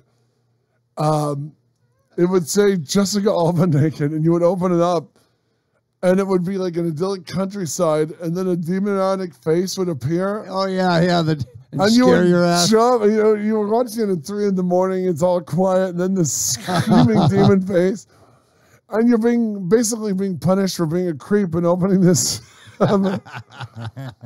So that one I thought was funny, but like, put a GIF that describes me. That's how you see me. You know, I don't fucking have time. I'm trying to write an article or something. And if I'm checking my mail, because I'm about to send out the article to see if the editor got it. And you have these, I had like 10 of those in a single day. You know what I mean? Put one word that describes me. It's like, I don't have time for your internet narcissism, you know? It's just a bunch of nonsense. Yes. Yeah, it is. Like, okay, 11 new notifications. I go like that. But when I see all the inbox shit and it's nothing important, you know. Yeah. It's nothing where, like, you know, if it's something personal, like, hey, man, did you hear about blah, blah, blah, blah, blah? We're like, or Fats Domino died, or, you know, that's at least interesting, but, you know. No, the worst junk mail I get is from Capital One. I do get a lot from them. I'm approved. What's in your wallet? Nothing. Yeah, nothing. Yeah. Bills. Here, pay these. I just put them in the envelope and send them back. Yeah, Dan, those aren't junk mail. That's bills. You have to pay that. You know what Tim posted the other day was those ads. Remember those ads back in the late 70s and early 80s? Buy all this music. Buy 10 albums for 1 penny. Oh, yeah. You get all those vinyl albums or a cassette, and then they bill you. Was that on K-Tel? It's that same kind of thing, you know. and they would get you. Then you'd have to buy the albums that you already got. You'd have to buy music from now on, and promise not to go anywhere else. and paid $20 an album, you know. Yeah, that's kind of what we do here. We pay our copyrights for all the songs we play. Dutchie just told me, we just had a small talk, and we could play whatever we want, but if YouTube wants to delete us, they can. If Facebook does, they can. But on our station, we can play whatever we want. We like to play more obscurity. Yeah, we do. We play obscure shit. We're not playing the stuff you hear on the AM or the FM radio that, you know. Yeah. Because you can hear that on the AM or FM You can radio. hear that shit when you're getting your car, man. Yeah, we're not playing Aerosmith and U2 and we're doing like stuff like the New York Dolls and Wayne County and the Electric Chairs. In fact, I'm going to play them right now. Yeah, and Sex Gang Children. Sex Gang Children, that was good. How about Specimen? Didn't we play a Specimen song one day? It was like an instrumental. Ooh, scary music. I don't think Specimen was ever scary. I went backstage at one of their concerts. Yeah? And Johnny Slut picked up on me. Yeah? Really? Yeah, I was like 14. Wow. And I was like, you know, you're at that age, and I'm like, Is Johnny Slut a guy or a girl? Guy. Oh. And I was like, I gotta go. I'm going to crawl back in through my window. You're crawling out your window to go to the punk rock shows, right, Dan? Yeah. Past your curfew. Yes. I know. I'd usually be behind the dumpster vomiting and swimming in it. Wow. You must have felt like Corey Feldman on Open Edition night.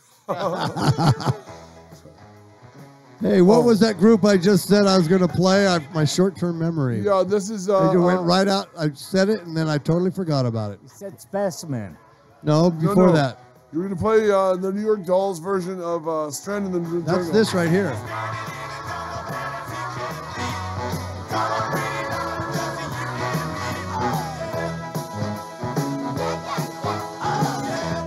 Meanwhile, back in the jungle.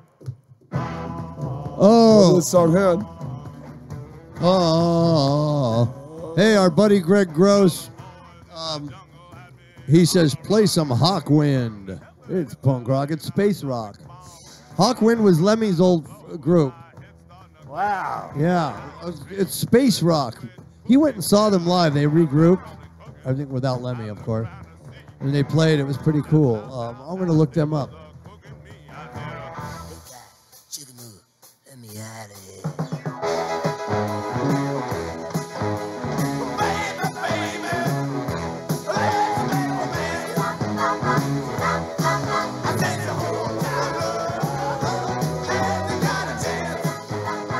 So for a Hawkwind, we have Silver Machine. They do a song called Motorhead before they actually became the group. Master of the Universe, Space Ritual, Warrior at the Edge of Time, Urban Gorilla, Rainstorm. Which one you want to hear, Dan? Whatever you want. Okay, how about you? You want to hear Motorhead by Hawkwind or Silver Machine? Master of the Universe? Urban Gorilla? Sure. Oh, okay. Surprise me. Okay, I'm going to make that choice because you guys aren't making choices. I said surprise me. Anything you want to play? Okay, I'm going to surprise you.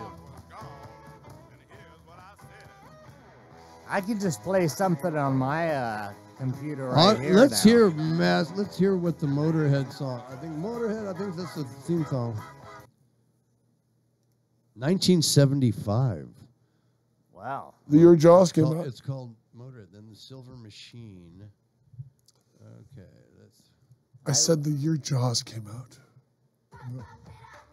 You want to skip this ad in 5 minutes? I mean, 5 minutes.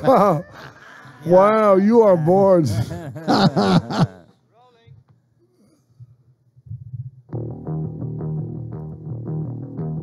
Space Rock from 1969 to 79. They were together. That's Lemmy playing.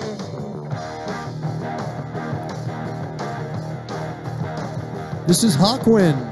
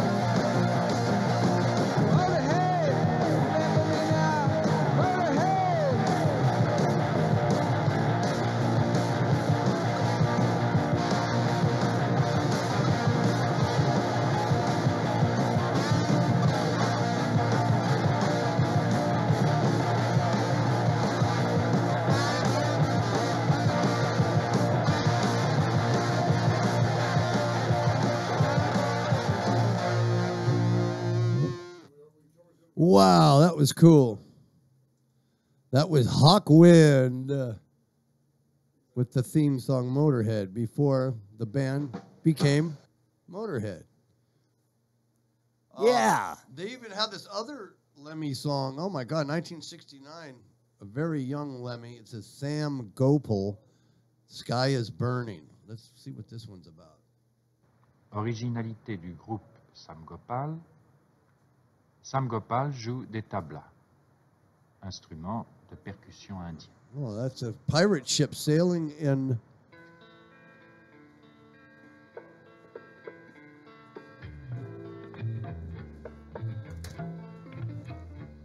Yeah, man. Yeah, man. What are you talking about? Wow. This is Lemmy. It says Sam Gopal, The Sky is Burning, 1969. This is Lemmy pre-Hawkwind. Lemmy doing hippie BS? Yeah, isn't that crazy? Yeah. Wow, and I'm just like sitting here kicking back. Falling asleep. Falling asleep. Waiting for him to show. Okay. How about Yeah, I've got one for you. You do? Yeah.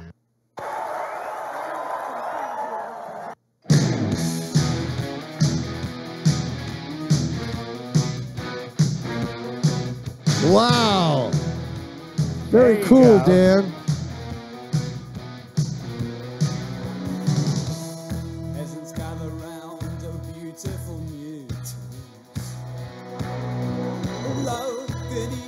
glad you could come. The time is dead, no longer here. Would you like to be sack? Your leather and a rack? Do you feel dark? And a mask and a ghost. It's our only other chance. Awake to nothing, to miss you. Shut there to us. Easing gently out of the skin. Oh, these are times of our lives. Is this Adamant? I don't know. He's not telling us. This is Specimen. Oh, wow. Beauty of Poison. This goes back to 1984. 84. Poison. The beauty of poison. The beauty of poison.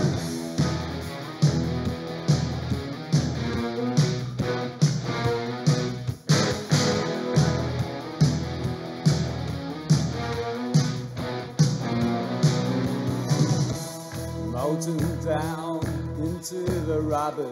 We're so tight. Turn back, burn back, turnstile. Is this what you want? Get back to your sack, to your leather and a rack. Do you feel dark? And a mask and a cast. It's our only other chance. I can do nothing to miss you. Shut down to us. Easing gently out of the skin. Oh, these are times of our lives. The beauty of poison. Shut down to us. Easing gently out of the skin. Oh, these are times of our lives. This is the beauty of poison. The beauty of poison. The beauty of poison. The beauty of poison.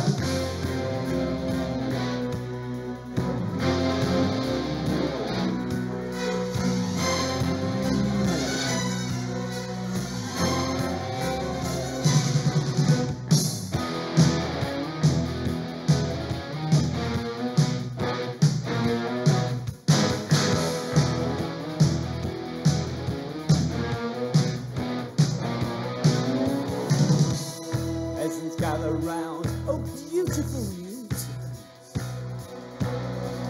Lo, again, we're glad that you came.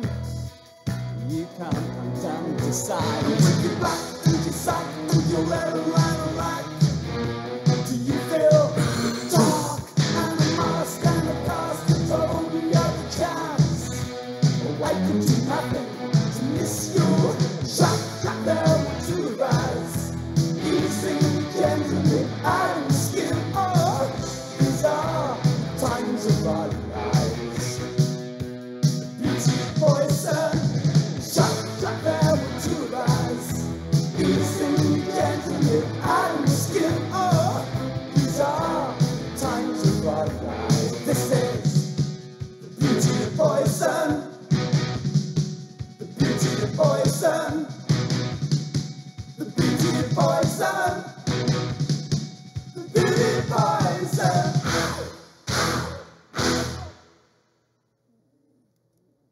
Wow. Beauty of Poison by Specimen. Sounds like Adamant.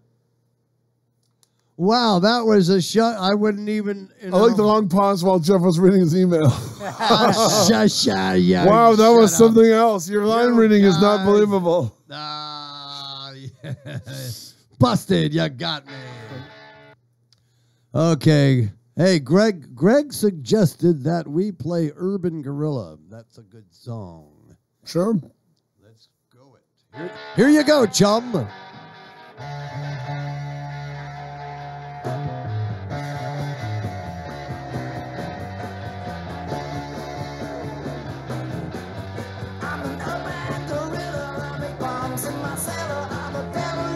This is cool, man.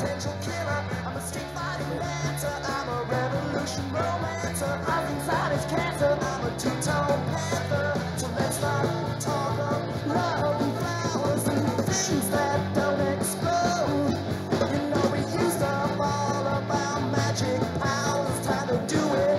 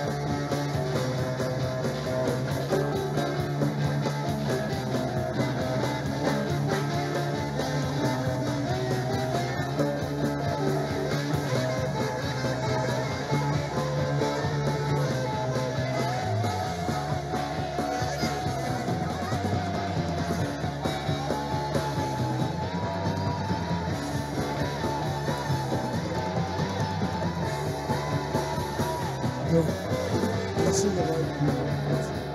No, but it's all right. Okay, that's probably all right.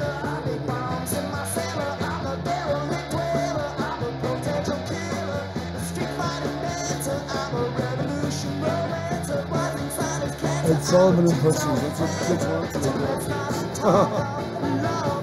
She's got blue cards. That's right. She's a singer, but in the band, she's doing it.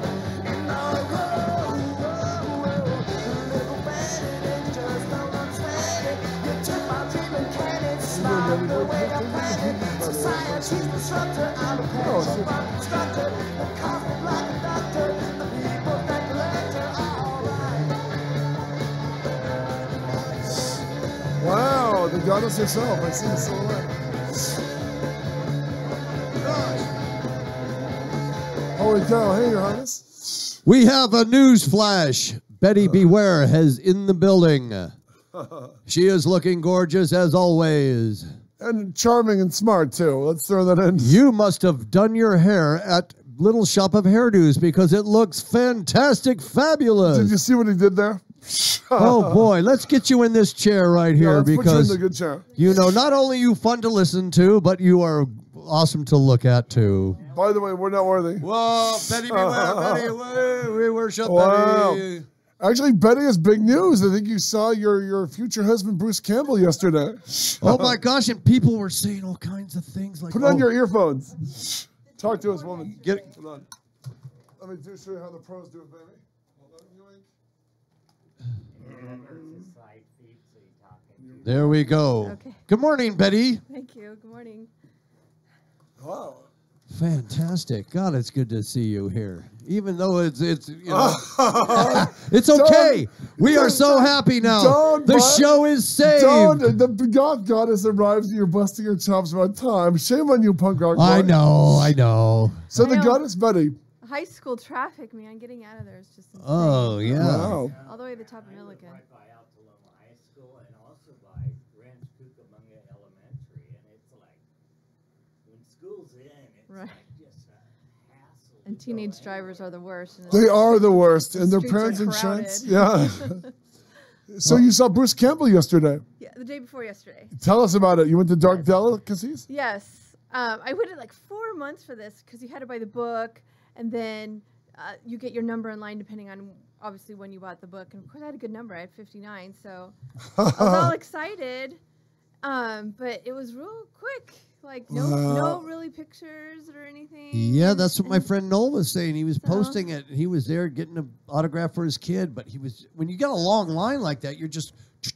Yeah, just. Was he nice or perfunctory? Be honest. Well, yeah, I tried to hit up a conversation. I knew I couldn't be long, but it was literally 30 seconds. But at least a snapshot, because I was actually looking forward more to that than the signature. Yeah. You know what? It's funny because I saw that repeated again. What's interesting, I helped out a convention in North Carolina a few years ago called Mad Monster Party. And my friend, I was doing interviews, my friend was the guy running the event and asked me to help people with special, needs go over to see Bruce Campbell. So I'd lift somebody up if they're in a wheelchair or something.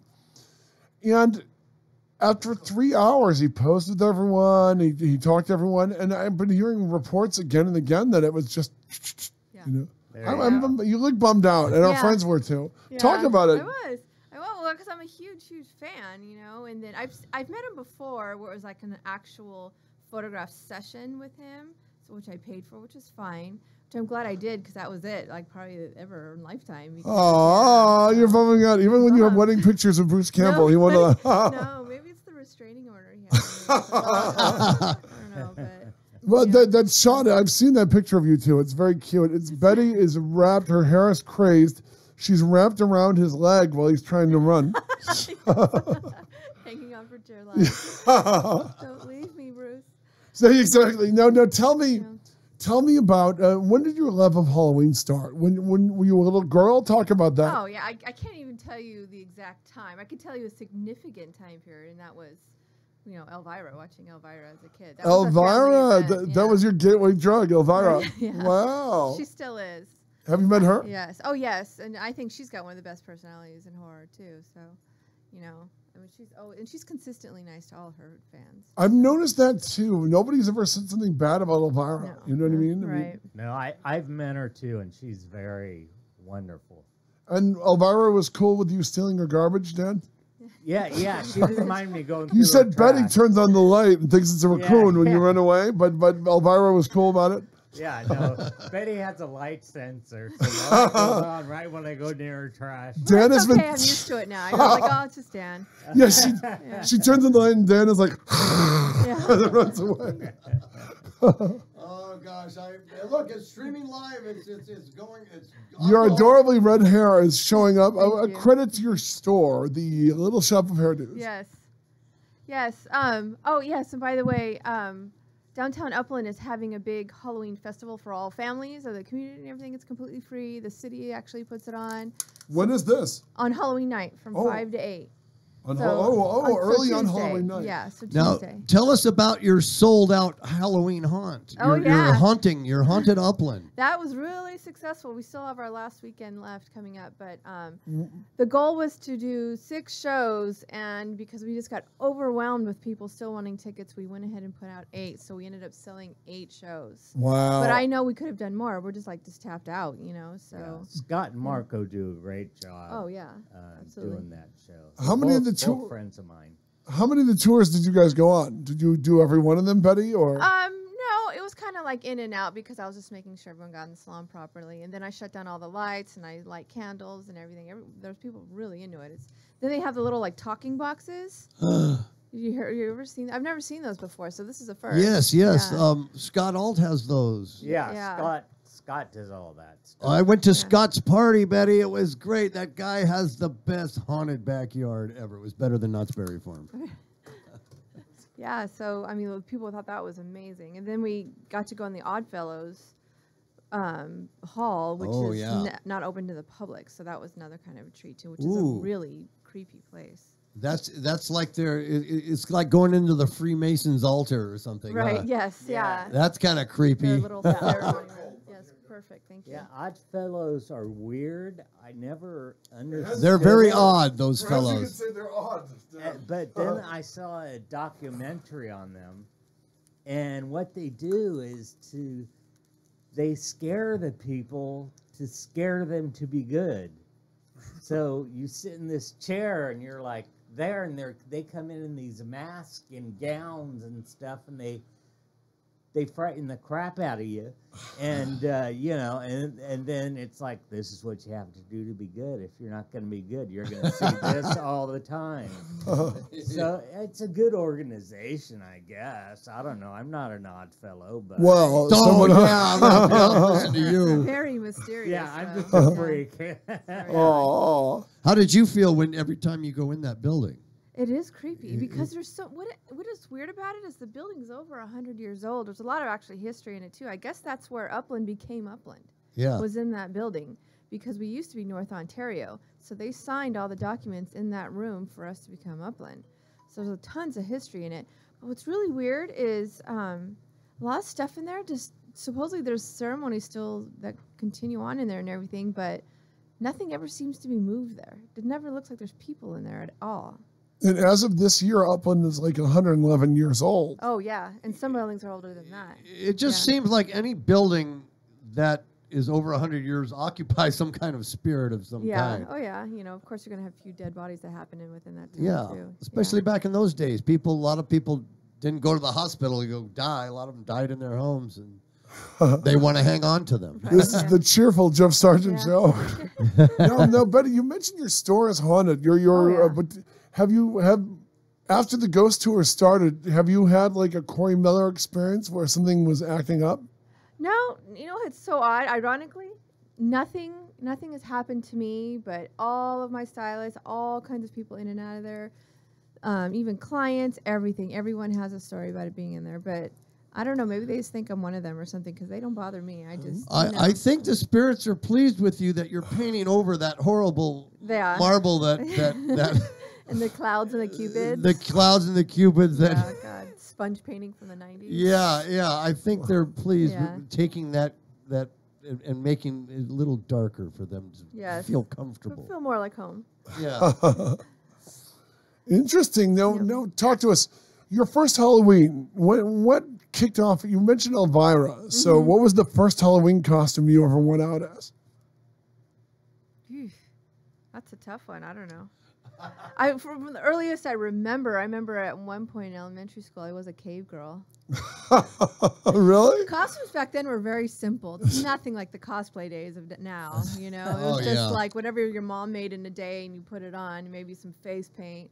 I do remember the old like plastic. Yeah, the old Ben Cooper in the box. Yes, I was Casper one year. Wow. So Casper, you know what? We had Casper's son on last week. Yeah. Casper's son. Yeah, the actress who did the voice of Casper, the Friendly Ghost, her son was on. Her son called in. Yeah. I believe I have a picture of it in it. Oh, so please. While I'm chatting, I'll let you. Please. Okay. You have to see Betty as a cave girl. No, I'm hoping you looked like Ray Don Chong in Quest for Fire. So Patrick, what was your first costume? Yeah. I think it was like everyone else's. I think it was Snoopy. How about yours? I was Peter Criss. Peter Criss? I can see that with you. I had a Ben Cooper. Remember, hold on. What's the line from Family Guy? Even Peter Criss doesn't want to be Peter Criss. I know, a cat. And people forget. How gay is that? Okay, so when I said Casper, I meant Bugs Bunny. Wow, you lied to us. Oh, man. You got a picture of it? Let's see. Bugs Bunny, Mel Blanc was the first guy to name check Rancho Cucamonga, as I think we pointed out. Yeah, I remember that being in the cartoon. I actually saw that cartoon. We were talking about that earlier in the show today. Should have made a left at Cucamonga. Yes. And it was like back then, no one even knew what that was. Exactly, Betty and guys. There's a old Mickey Mouse cartoon where Mickey is on the train with Pluto trying to get to Pomona to pick oranges. That's all we had in Cucamonga. That's what was here. You know, like we just had grape vineyards, and that's about it. Nowadays, it would be Mickey and Pluto trying to get to Pomona to be shot.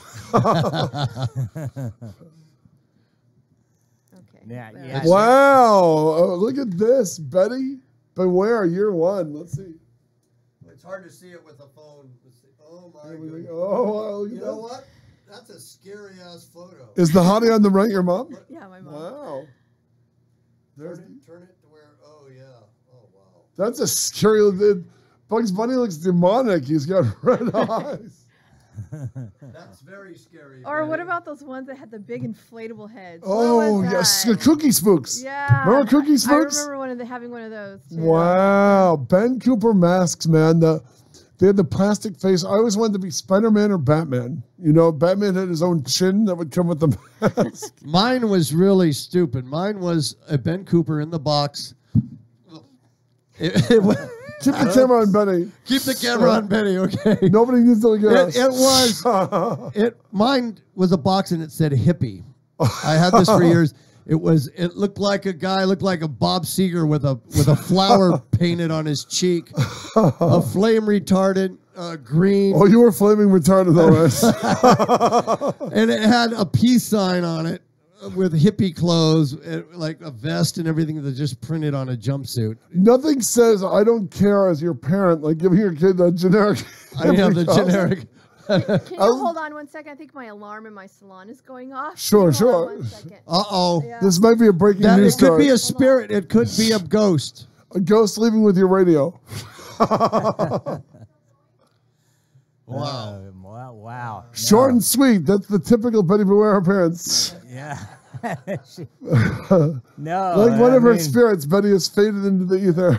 If your alarm's going off, you got it. Yeah, nobody's there. What's really going on? Yeah. Spooky stuff. That's like here, you know. It's a good thing. If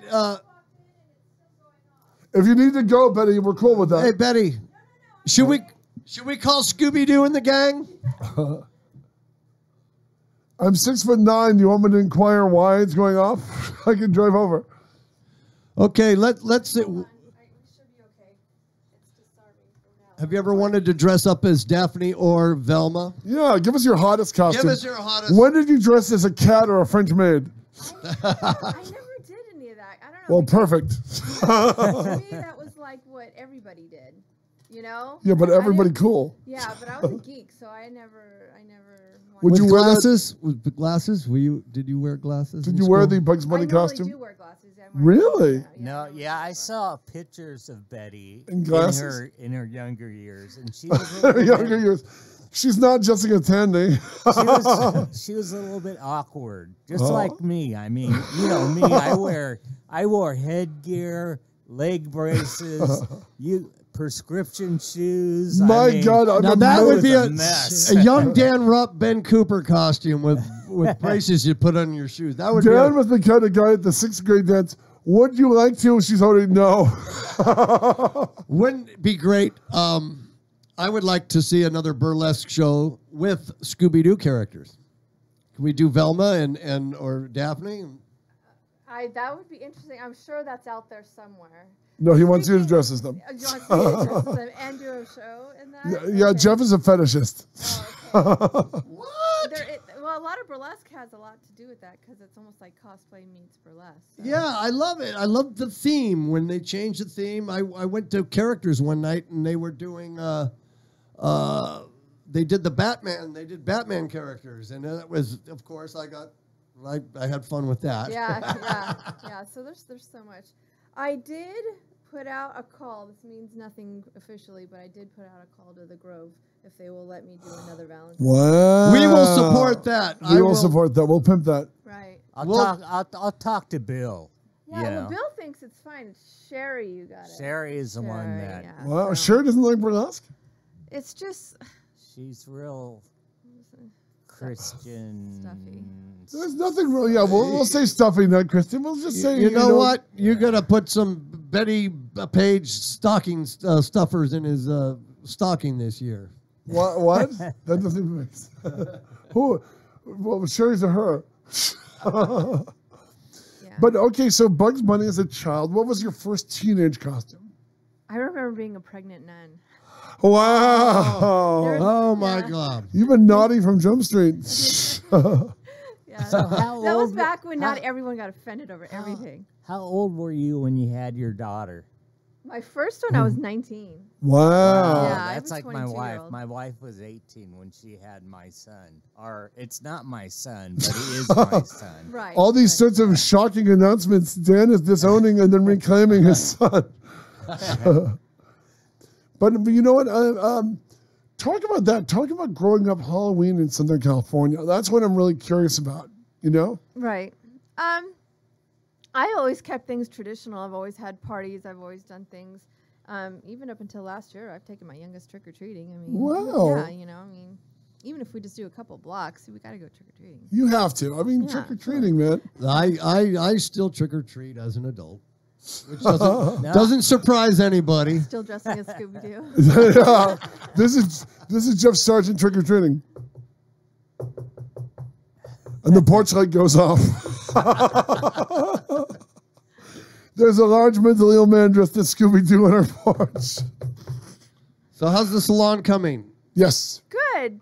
Yeah, I'm excited because it's just more and more work I do, the more it's converting. I've seen, as I've gone downtown Upland, I've seen a lot of some of the empty shops that were by the laundromat that were hair salons. Yes. That have gone out. And I noticed another one by the Some Crust Bakery right there. Not the Some Crust Bakery. Some crust is in Claremont, Yeah. What? The one right next Scott to the bicycle. Scott Backley here is leaping No. between Claremont and Upland. No, those are the same ones. Yeah? Yeah. Oh. Yeah, they've been there a while. But And- they don't they're and doing just so anything. you know, I'm gonna reset the clocks. I just so give me 1 second. I'm putting us on overtime. If Yoo-hoo! we run over, we can run over. So The Jeff Sargent Show is playing Betty Beware today, and we've got into a sudden death. yeah, so just So give me talk a to us, second. Goth Goddess. Sure. Oh, okay, here we go. While he's resetting that, Okay. I'll just make small talk. Was there a down- glitch? We're, We're down still to streaming just a live, few so- minutes, but we're streaming live, and It's blowing I up. have to add some more minutes to our clock in case we run over, so we don't get cut off. I wish you could do that for me when I was getting paid.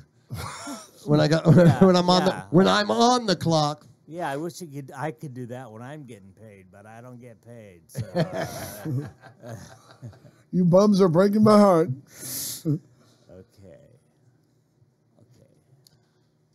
Are we All good? right. Can we talk?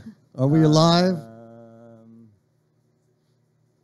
Do you know where you're going to? Let me play one song.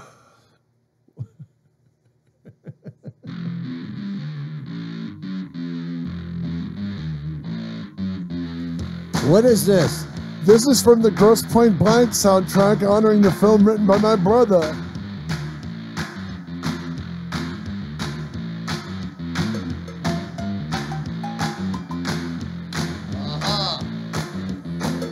Let the record reflect Buddy is so bored she's checking her email. Tones on Tail. Oh, yeah. One-hit wonders. Okay, I think I got it.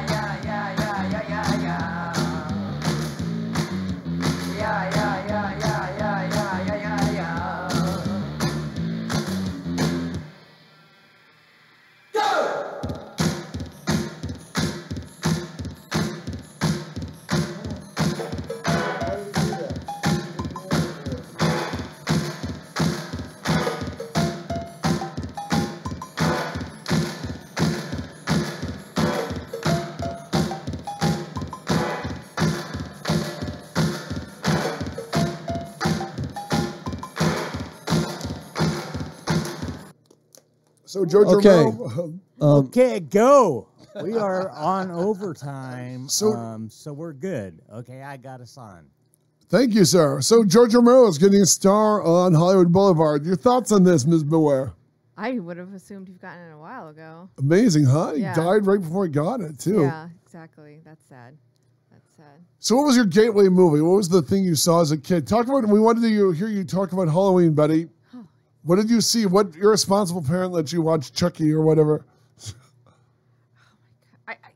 I would say earliest note, of course, would be the Elvira B movie stuff that I watched. Even as far back as Attack of the Killer Tomatoes and The Blob. Wow. So, yeah. But that was a big family event. Like when she did her 3D movies, bicycling down to the 7-Eleven to go get our glasses. Oh yeah, I remember those. Yeah, days. and then because it was such a big event.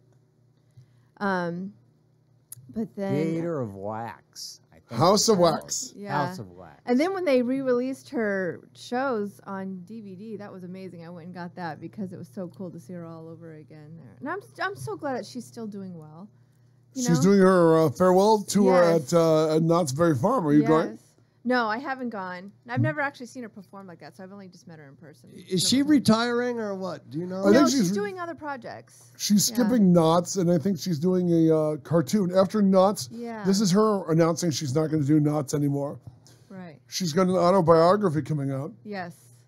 She was. I didn't know this until I read a book on famous groupies. She was a famous groupie. Really? She banged Elvis when she was like 17 in Vegas. Didn't everybody bang it? Oh my gosh! So it would have been Fat Elvira slept with Fat Elvis, and she. One of the more lurid stories in the book is she had sex with what's new Pussycat Tom Jones, Oh yeah. and he was Tom so big Jones. he tore her up. Oh wow. And I guess you know what I mean. And one of the assistants took her to the emergency room. That's how big he was when the Scottish guy. Wow. So Yeah, I feel like at his That doesn't old sound like fun at all. shows, those old polyester bell-bottom pants, but they were tied around the waist. You could see the Elvira banged Tom Jones. What amazing world we I live in. saw her. I had a Wee magazine where A she Wee- did a Wee magazine? A Wee magazine where she did a spread in there. She's a fiery redhead. Yes. Yes. Yeah. Fiery redhead. You know who I also saw this weekend? Who? You ever see Dead Man's Party? Oingo Boingo. Yeah. It's the tribute band to Oingo Boingo. With And Johnny they're- Vatos playing. No, drums, no. That's The real Oingo Oh, that's Boingo. what Oingo is it called? Boingo Dance Party. Dance Yeah, Party. okay. Yeah, I've actually never seen them, but I really like this Dead Man's Party. Really? Yeah, You said yeah. I was a huge Boingo fan. So. Where were they playing at? Riverside Oh. Concert Lounge. Ramona's yeah. Concert Okay. Lounge. Yeah, we had a guest on who's friend was in that band. Was that the mistress of the Queen of Scream? I think that knew Johnny Vatos. Oh, you're talking about Queen Malvolio? Yeah. That's Jen that's the Angle? real drummer from Oingo Boingo. Yeah.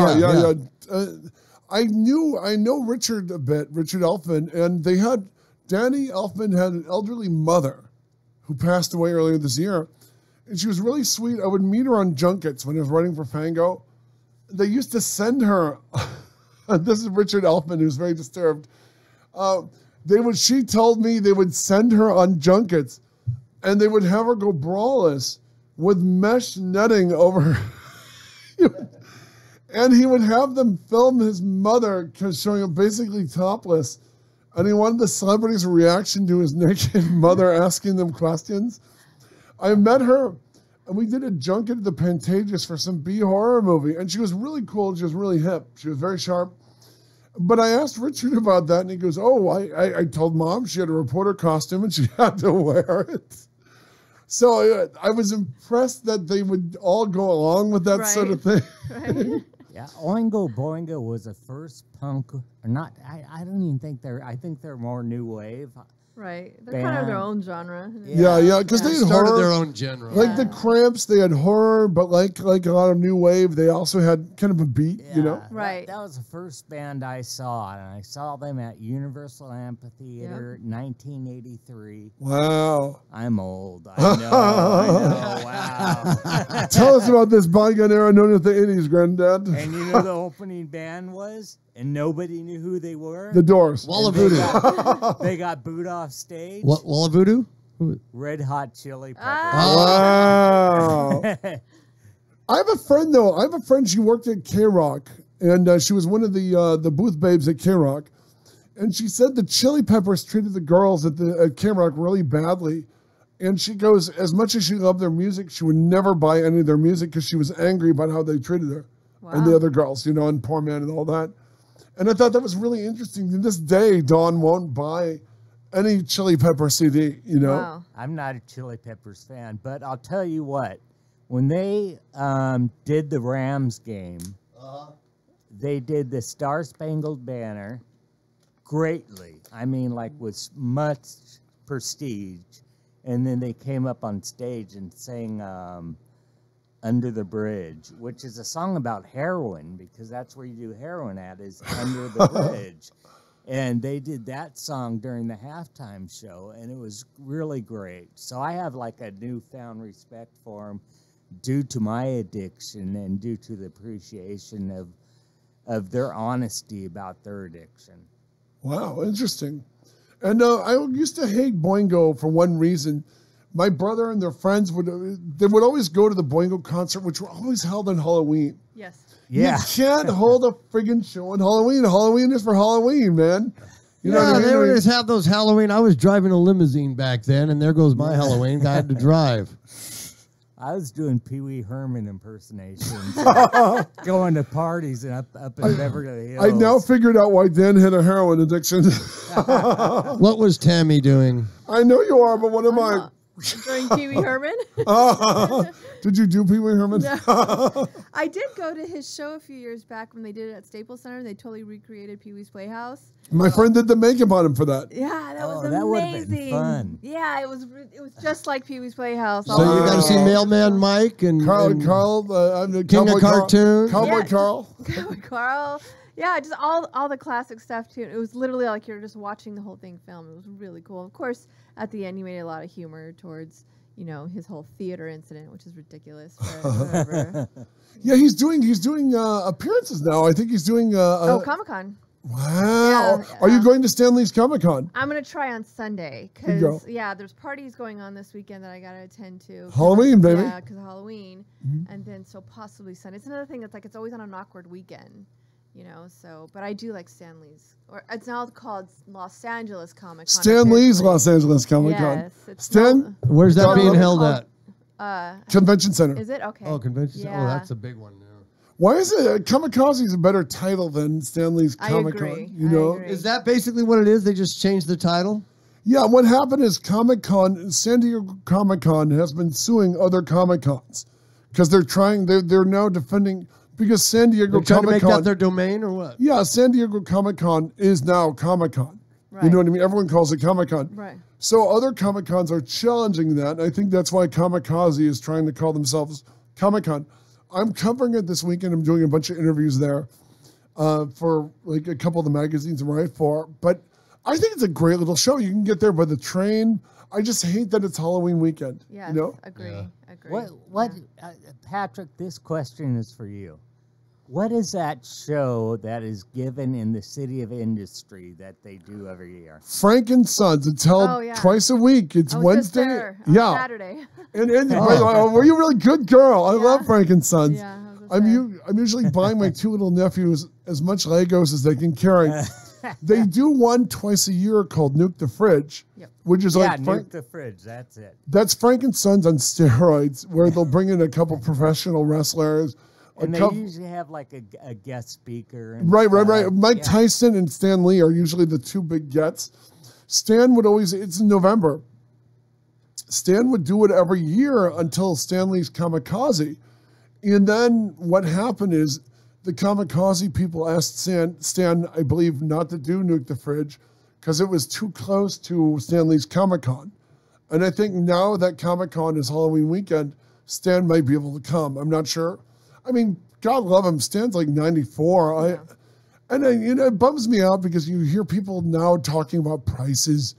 Stan Lee's $120 and other people. You were mentioning this earlier, that show you went to. And I remember with Stan Lee, I remember last time I interviewed him, I just put a stack of books for him to sign. You know what I mean? I mean, with Bruce Campbell, I remember the thing with Bruce Campbell is usually very sarcastic. Yes. I worked on a TV movie the week he did, and it couldn't have been nicer. And he was the most gregarious, lovable guy in the set. Him and Clarence Link Williams.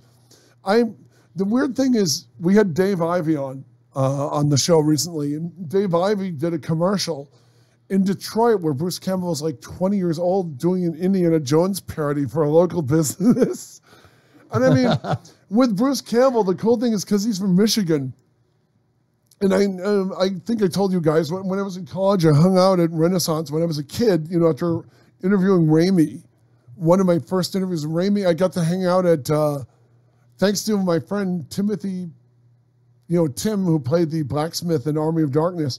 I spent a summer hanging out at Renaissance when Renaissance was on Hollywood Boulevard. They were like a walk-up. And Bruce Campbell would come in, and Sam Raimi would come in, and the Raimi family would hang out. And it was just... I mean, back in the day in Detroit, they would appear on like the local horror shows. You know what I mean? Bruce Campbell would be a guest in the Ghoul. And the guy, you would run into him at things. I remember when he used to dress, he would have run around dressed as Ash. In the late 80s, you would see him in his Ash costume. You probably wouldn't see him doing anything. It's hard to see any celebrity doing their character. Right. Now it's all about don't call me Ash. Yeah. And then that bums me out because that's never been my experience with the guy. And I've always seen him. And again, when I was doing interviews at Mad Monster in North Carolina, I was helping them out by getting the people who were having difficulty on stage. And Campbell, I was there for 2 hours listening to his shtick. He had a different line for everybody. And you know what I mean?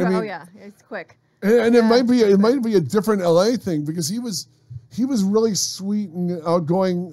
Everybody has a bad day, you know what I mean? I mean, don't give up on him yet, but... Right. Oh, I know, I'm not. I remember writing for Fangoria. He used to do appearances at our show, and he basically had a persona he would do as the cat, you know what I mean? CAD, he'd come on as kind of a dick. He would be a high hat. He would insult them. He would say the little girl would come on with her dad. I've been watching Army of Darkness since I was 6. He would point at the father and say, "You're a bad parent," without breaking character. And so you know what I mean? I was bummed to see all the posts that they thought he was, and they're hearing it when we know you. And so when you have a bad experience with him, it bums us out, you know? I mean, he didn't say anything rude or anything. It was extremely rushed. And everyone just wants a photo. Yeah, they want a moment with the man, you know what I mean? I mean, that, as far as I know, his only California appearance for signing of that book, as far as I know. And so he wants a little interaction. That's the thing. You want a little interaction, like exchange some words or a few sentences. Say, hey, that was Something you could take home with you. You know who's always been good about just chatting is Kane Hodder, Jason Voorhees. Oh, yeah. Yeah, he's always been really cool, and we'll sit for 15 minutes talking to you about whatever, just... He's a really cool cat. He'd be walking by and pats across the room, and he'll go, hey, and wave. And This is true. get his attention. I won't give his number away, but what I love about Kane Hodder is that the last 4 digits of his phone number are KILL, K-I-L-L. Really? Yeah. Oh, that's funny. And I mean, he's a cool dude. He's got, you know what I mean? He's got lots of good stories. Horror people are usually great. I mean, he did that picture. Remember him and John Schneider choking me? Oh, I forgot about that. Yeah, they weren't using their hands, which is really I have weird. 2 pictures of him choking me. He likes to Hubba, choke. hubba. Yeah, he likes to choke. It's kind of what he's known for. Yes. That and a butcher knife. Yes. I mean, but usually people have had bad experiences with Bruce Willis. Guys who play the heroes are usually used to adulation, and they're usually not very cool. The bad guys are always great. My brother Donald did a movie where it was directed by a model, and I remember we went to the after party, and all her friends. It was directed by a model, so all her friends were models and Joel Silver movie villains. And Joel and you'd have William Sadler, the president from Iron Man 3, but he was Death in Bill and Ted. He's a bad guy in Die Hard 2. All the bad guys were incredibly gregarious and outgoing and really sweet and really charming. And the heroes just kind of sulked and smoked cigarettes, Right, right. And I mean, the bad guys aren't used to people enjoying their performances or enjoying their work. And the bad guy, I've noticed that the horror people are the nicest people in town usually. You know what I mean? I mean, they're not used to being adored by the general public. So when they see somebody who likes their work, they're genuinely, right. Kane Hodder is like, yes, talk to me. Yes. Yes. So Tammy, tell me this. What are you watching now? Yeah, what's Tammy watching? Do you have Netflix? I have Hulu, Netflix, and Amazon Prime. Wow, Mindhunter fan? Yeah, I don't do cable anymore. So Good girl, those are too my- expensive. I don't either. Yeah. I just watched, last night I finished watching 1922, which is a Stephen King. They just put off. No, in 1963 you mean? No. 11/22/63, where it goes back in time? No? No, 1922. I apologize. Okay. No, I promise it's 1922. Yeah. It's Actually, if you were going to say it correctly, it was probably Stephen King's 1922. No? Yeah, like it's his story, but someone else I think directed it, but it's his story. Right, like Mr. Mercedes. Right, so it actually takes place in 1920. Really? What's it about? Give us the log line. More just a farm guy. His wife wants to divorce him and lived in the city life, and I won't give it all away, but he has other plans for her because. Yeah, exactly. Wow. So, and then I just watched Lore. That's a Netflix original too, or Amazon Prime. Excuse me, Amazon Prime. Where it's interesting. There's like 6 episodes, and it's a mix of telling like a spooky story, but how some spooky stories in real life correlated with that and maybe stemmed from that. Like there's this one about Candace Bergman. Yeah. Her dad was a ventriloquist. Edgar Bergen. Yes. Oh my God. He was so obsessed. This is a true story. He was so obsessed with his dummy being real, like he was part of the family. That was Candace's brother, and everything. And when he died, he left money to whoever the caretaker of the dummy is, and nothing to Candace. Wow. That is horrible. One of the weirder mentally ill stories I heard about that is that the dummy had a bigger room than she did growing up. Yeah. Oh my God, how horrible for this No, girl I to grow up. saw that. I dig that show. Yeah, it's interesting. Netflix has a lot of good stuff. Mindhunter's great. Yes. Do you love Mindhunter? I'm like midway through. Good girl. So, yeah, Okay. yeah, it is interesting. That's where the whole term serial killer came from. By the way, Yeah. this guy's book, the main character, it's based on his book Mindhunter, where you meet with like Ed Kemper, one of the more famous, notorious serial killers. And Thomas Harris used this guy. This guy is the Will character from Red Dragon, which inspired Dr. Lecter and Silence of the Lambs and everything. Right. Another one of my favorite is Silence of the Lambs. By the way, Silence of the Lambs is like a perfect movie. You know, agreed. and the book is fantastic too. You read the book? Yes. You've read Red Dragon? Yes, all of them. Oh, good girl. Okay, How good. much? How close is the movie to the book on Red Dragon?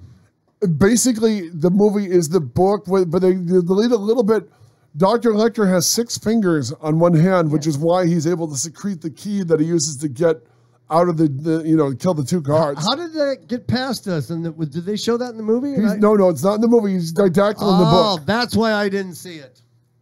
But Thomas Harris was a journalist, and so he would file away a news story, and he was at the Super Bowl with a bunch of other reporters, and one of them was saying in the 70s, and one of them was saying this would be a perfect place for a terrorist attack, and that became his first fiction book, which became a great book and a great movie, Black Sunday, about the terrorist attack in the Super Bowl. With Robert Shaw from Jaws. Great movie. Book is even better. Book is even darker. I mean, you read Red Dragon. Red Dragon is one of these great books that is so scary, and they F up the ending. There have been 2 different versions of it, and the Michael Mann one is considered a classic. But even at Fangoria, it bothered me because it threw the book away a little bit. It's about a home invasion guy. Right. The most terrifying home invader you'll ever run into. And every version of the book has this, the gut-wrenching ending is where you think he solved everything. The hero saved the day. He's trying to save his marriage. He goes home and you realize spoiler alert, you've had, years to read this. He realizes that the killer faked his own death and shows up at his house. And it's the most terrifying ending. He's put his whole family in jeopardy. And the killer takes him out first. He's too wounded. And it's the most gut-wrenching ending. And every version ends with the hero going to the Red Dragon's house. It defeats the whole purpose of why the book was so scary. Right, yeah.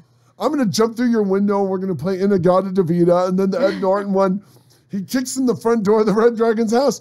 He's a friggin' home invader. He shows up at your house. That's why it's so scary. Okay, I got a question. This is coming from up north. I think this is my friend from rehab up in Ventura. Here we go again. I know. Any chance to get Dan back into rehab? You know what? You can make this show more exciting, We Dan. used to snort blow from bikers at rest stops. Just say how far away these our listeners are. Dan would mention his male prostitute days in Northern California. Rehab. This is a guy I was in jail with. Me and at Flea West Valley. were trying to lure customers under the bridge. He just wanted to ask, have you ever seen the movie It yet? Yes, Betty, tell us about It. The new one? And the old one. Yeah. Tell us about both. I first of all, people got the wrong idea of It. Everyone was expecting it to scare you out of your seats. No, that wasn't its intentions. It's supposed to be dark and creepy, but it wasn't supposed to be a jump thing all the time, Yeah. So I feel like the amateurs in the horror world were expecting something, and then that was putting their negative cast on it. I think it was an excellent remake. I think they did it really well, and Skarsgård was perfect for that character. I mean, his face, everything. Which Skarsgård was it? What's his first name? It's not Tarzan, is it? Is it the guy who played Tarzan? No, that's not Alexander. It's another one. No. It's his brother. It's his brother because Bill Skarsgård. Bill Skarsgård. Yes. Okay, Bill. Because their dad is the friend of Thor in the Avengers movies. Yes. Yes. And he gets his armpit off in Deep Blue Sea. Sorry, go on. Yeah, and I just think his character was perfect. Wow. Right. So I mean, I can appreciate all forms of horror, it being dark. It doesn't have to be, frightened or anything. But, so I think people are expecting to go through like they're going through a clown maze or something and get spooked. Yeah, exactly. That's not what it's about, man. Right. And you can't expect that. People There's are a story very here. callous nowadays too. They want everything immediately and intensely, everything, and it's not like that anymore. And then every year, Halloween has to get, in the mazes and everything have to get scarier and scarier, or they're nothing. Yeah, no. Stephen King is the master of. I wouldn't say it is a horror movie. It's a thriller. I mean, he hides the clown, and I'm a clown. And he hides. You should be hidden. Hang on. This is how. This is not like that. Usually it's I'm a clown who was in rehab. and he hides I used to it, snort blow with bikers. and it comes out once in a while. It's not through the whole movie. It's like a teenage love movie. But once in a while, he just comes out, you know? And they cut the art gang orgy from the book, right? Yeah. Okay. And I think the kids in the movie were great. They were. Absolutely They were really great. good. Yeah. So I'd say I definitely loved it. And as the whole just enterprise of the It coming back all together did amazing for the horror industry. I mean, Yes, true. Highest grossing R-rated horror film in history. Look at all the Halloween stores and all the electric props. Right. You got it right there, animated. It made horror cool again. It really did. You know, I mean, yeah, this is Stephen King, who's been around. He's been a force. The first Stephen King movie adaptation, tongue-tied. The first Stephen King movie adaptation was Carrie in '76. He was never adapted for television until Salem's Lot in '79. So this guy has been with us for 41 years, and suddenly, like Stan Lee, he just hit a big revival. Right. Where people are jumping into his work. And I mean, and people, I'm really proud of people because they're being discerning about the work. The Mist was boring and aimless, a terrible TV adaptation of a great short story, of a great movie. The Frank Darabont version of it is, of The Mist is terrific. Right. The series was awful. Did you watch the series? Yeah. What have you seen, Horror Queen, that you've liked lately? What I've seen that I've liked Yeah, lately? and read, yeah. As far as movies are concerned, I'd say Train to Busan was good. Oh my God, you're exactly right. Train to Busan was Korean good. zombie family movie. Yeah. Lately during Halloween time, though, I go back to the VHS days, though. Wow. So whatever's playing from, Fright Night to, any of the cheeseball 80s horror, that's my favorite time because that was my time back then. Matter of fact, I just went to an art installation all based off that. Have you heard about it? Oh, you went to Slashback. I saw that. Did you go to Slashback video? I saw that. Over I saw at the Bearded Lady. VHS. I've been there. It's going back in time to the. It was all the VHS tapes on the wall. Yes, I mean every weekend I just go and rent a stack, and that would be. So my this whole is a real weekend. functional store. No. It was an homage. It's called Slashback Video, when they made it look like the '80s video stores that we grew up in as kids. Art installation in the back of Mystic Museum in Burbank. You know how Magnolia in Burbank has all the great shops there? That's where I saw the pictures that you posted, but I didn't understand really what it was. Right. So it's a lot of collectors that donated their work there in their old VHS, so you're not allowed to touch them and stuff. Wow. So you could go in there and take pictures. Oh, and pictures are welcome, which is good. I don't know any small business that says you can't take pictures in their business is stupid, by the way, because it's free advertisement. And they're like, please take pictures and tag us. Wow. So, and then, they've been doing really well because you charge $10 a ticket to get in. And I happened to be it was just us in there, so it was great. So you get to go behind the counters if you're working there. All the posters from the 80s, there's a VCR playing with some horror on the corner. So it's just like back in the day of walking into the tape store. That's so cool. Yeah. Be kind, rewind. Yeah. Remember those fees we had to pay? Yep. 50 cents. That's like us. We played a Misfit song, and the Misfits reunited, and they played the Form, or they're playing the Form, I think. The Misfits have enough fans to play the Fabulous Form? Yeah. Oh, yeah. And tickets are $200. Fuck them. Well, because it's all the originals. Isn't that why? Well, I'm not going to pay for Gun Danzig. Screw him. No, and Danzig emailed me because we played one of his songs, and he goes, "You can't play my songs." He emailed you? Really? Yes. And I'm like, sorry. My bad. I'm promoting you guys, Yeah, it's that is not very like I'm strange. bashing you. Come on. And you're talking to a clown who just came out of rehab. Yeah, exactly. Yeah, I just came out of rehab and did a line of coke. Leave me alone. On the hooker's chest. Yeah. No, it's off her ass. He should be more concerned about people taking pictures of him crossing the street carrying kitty litter. Yeah. And he's like really overweight and everything. Wow. Looking like an average human being. Yeah. To me, that's just depressing. Yes. Yeah, I mean, why would you? I don't get that. No, I don't it's get like that. a friend of mine posted a picture of Johnny Lydon up in Malibu shopping at Gelson's. Oh, God. Gelson was a gas, I heard the other day. And he looked like a old housewife. He was wearing a muumuu. Wow. And he's a Sex Pistols head singer. Did he fat out? Is he fat? Is Johnny Rotten fat now? Really fat. And he's wearing a muumuu. I think he had curlers in his hair. You know what he looked like? I saw a picture. He looked like Louis Anderson playing Basket's mom. Yeah. That's what he looked like. God save the Queen. God save Johnny Life. Wow, that makes me sad, you know?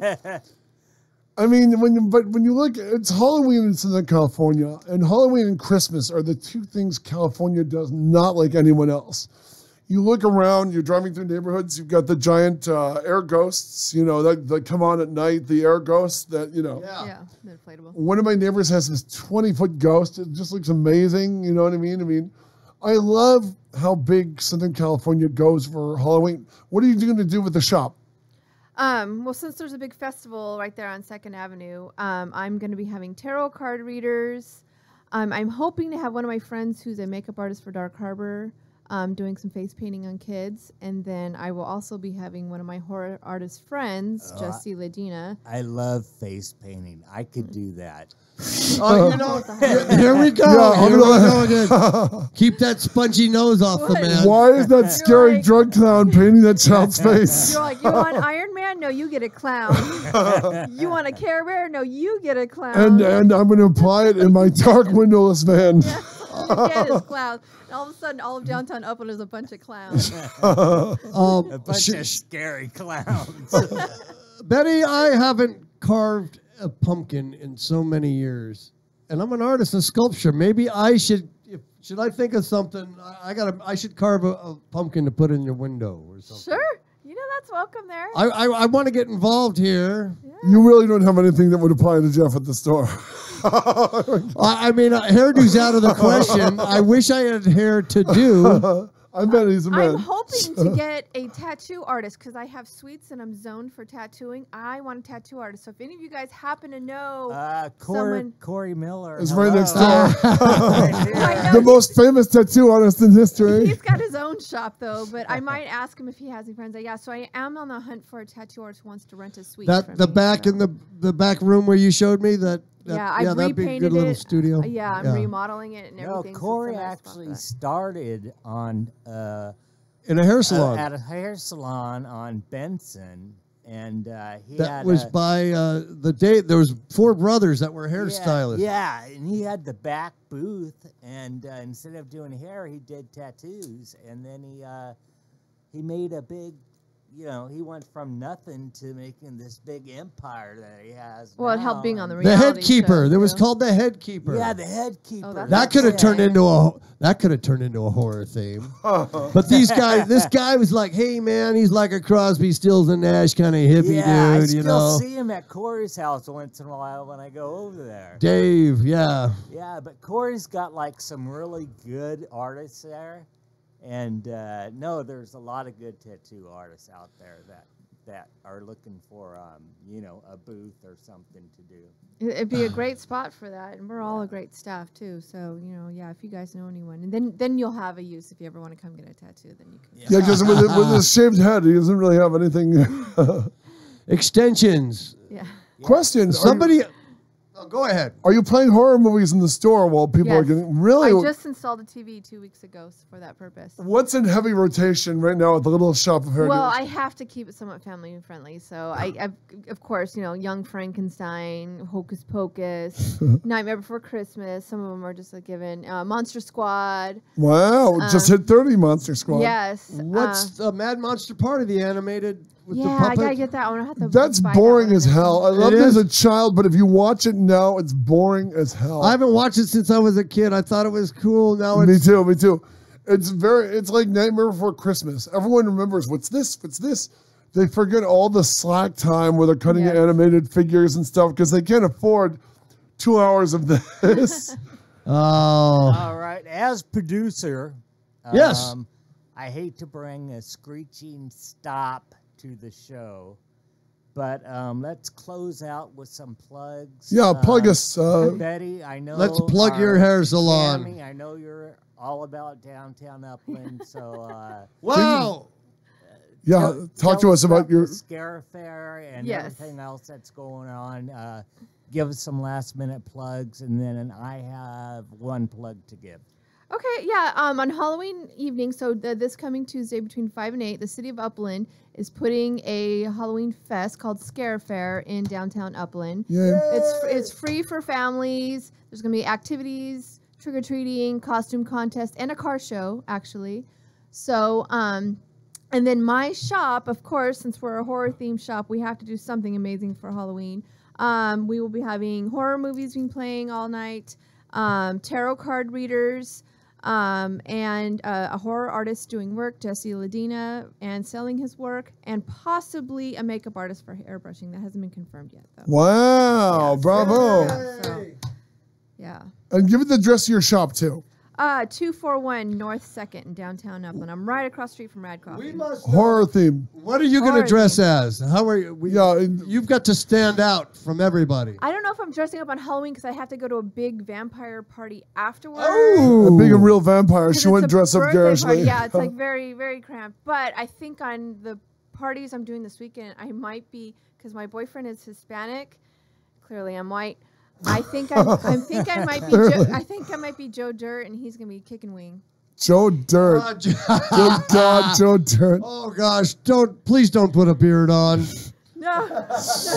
Yeah, it's some So you're sideburns. still with Rick, huh? Joe effing Dirt. Joe Dirt. Joe Dirt. Joe Dirt. Did you know that Patrick was in Joe Dirt? Were you really? Him and his brother. I'm putting you on the spot. Look at the alligator scene, okay, where he gets his, and you'll see Pat and his brother going like a bunch of dumbass hillbillies. Joe Dirt. Fucking Joe Dirt. Yeah. Holy God. We shot that in Pasadena, by the way. Yes. Yeah. Hey, by the way, here's a fun fact. Not only did I do that horrible scene, we made the trailer. We are in the trailer for Joe fucking Dirt. And I've done 30 big commercials. I've done Coke. I've done Carl's Jr. I've done McDonald's. Yeah, I've done Coke too. With some bikers. Every road with Dan the Man leads back to Coke with bikers. So, yes. So, well, not that kind of Coke, smartass. So, we've done these commercials. I have a beard now. Wherever I go, the first thing you hear is Joe Dirt. People stop me. I get stopped. Even on the way to auditions, Joe Dirt. And it's like, come on, fucking Joe Dirt. You know, I did a movie with Beethoven and Kevin Spacey and The Rock. Not the same movie. Our lovely Betty Beware, thank you for being our most humble hostess. We're going to shut it down, and it's Photoshop. It's photo time again with the lovely Betty Beware. Thank you for showing up and making our show exciting. Yeah, this is so sad. The Jeffrey Sargent show. Thank you for showing up. We had a little bit of dead air all of a sudden. Like Dan was doing you for about a few minutes. Please, Betty Beware is here. Yeah, we've gone a half hour over, so... she's worth it. Oh, she is worth it. She's worth it. Of course, we wouldn't go a half hour if she wasn't here. Booyah. We'd be doing shadow puppets on the wall. Oh, Betty Beware. Okay, I'm going to fade us out. Time to say goodbye. Goodbye. Yeah. There's Tammy. That's what Tammy looks like standing behind Jeff. Oh, let me announce. Tomorrow, hey, wait. Oh, you want a Halloween theme? Tomorrow we have drummer Chris Moore and James Harris of Aquarian Drumheads. We're going to have a drum kit live here in the studio. It's going to tell you what it takes to be a professional drummer and get paid for it. These guys do it for a living, man. So tune in on the Jeff Sargent Show tomorrow. Bye.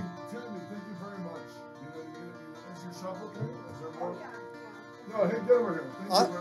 I really got excited, you know, when you gave me that tour, and I had to... Oh, you did the ghost tour? No. I took the tour of the shop. It's this long school shop, and I started looking at some bathhouse. The way it came in. So you were very excited. All those females worked it for you. Oh, my God. It was so funny. Give him something fun. Oh, I can if you want. Give him too much too soon. So damn sick of your stupid rules.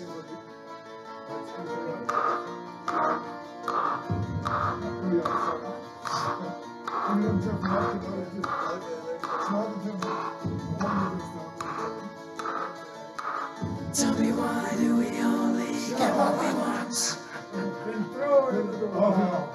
when we don't want it no more?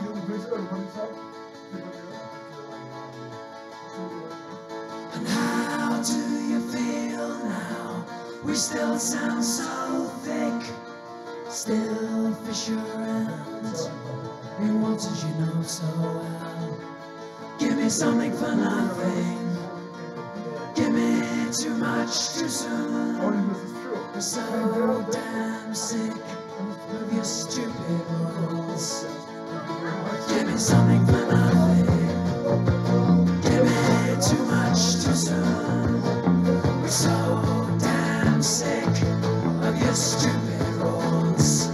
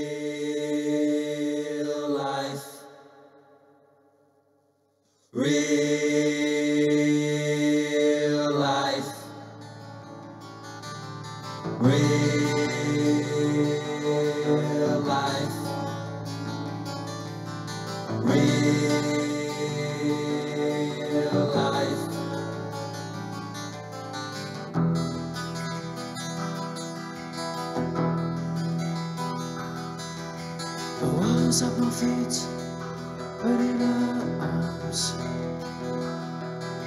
a seeker of real silence am I. Deepest dreams come to real life, shine.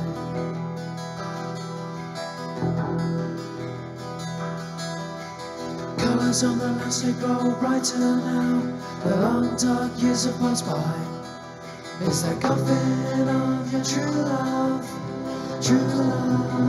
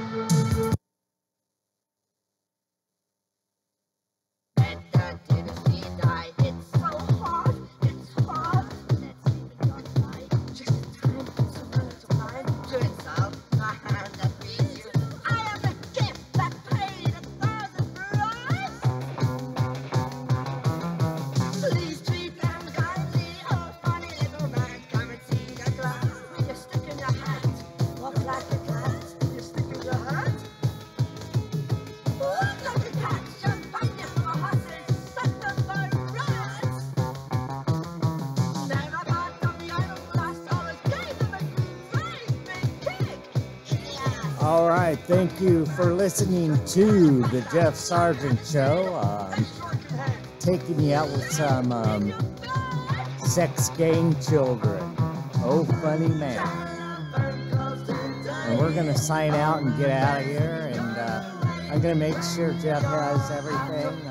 I'm going to clean up and make sure we're good to go. Have a great week. A chaotic week.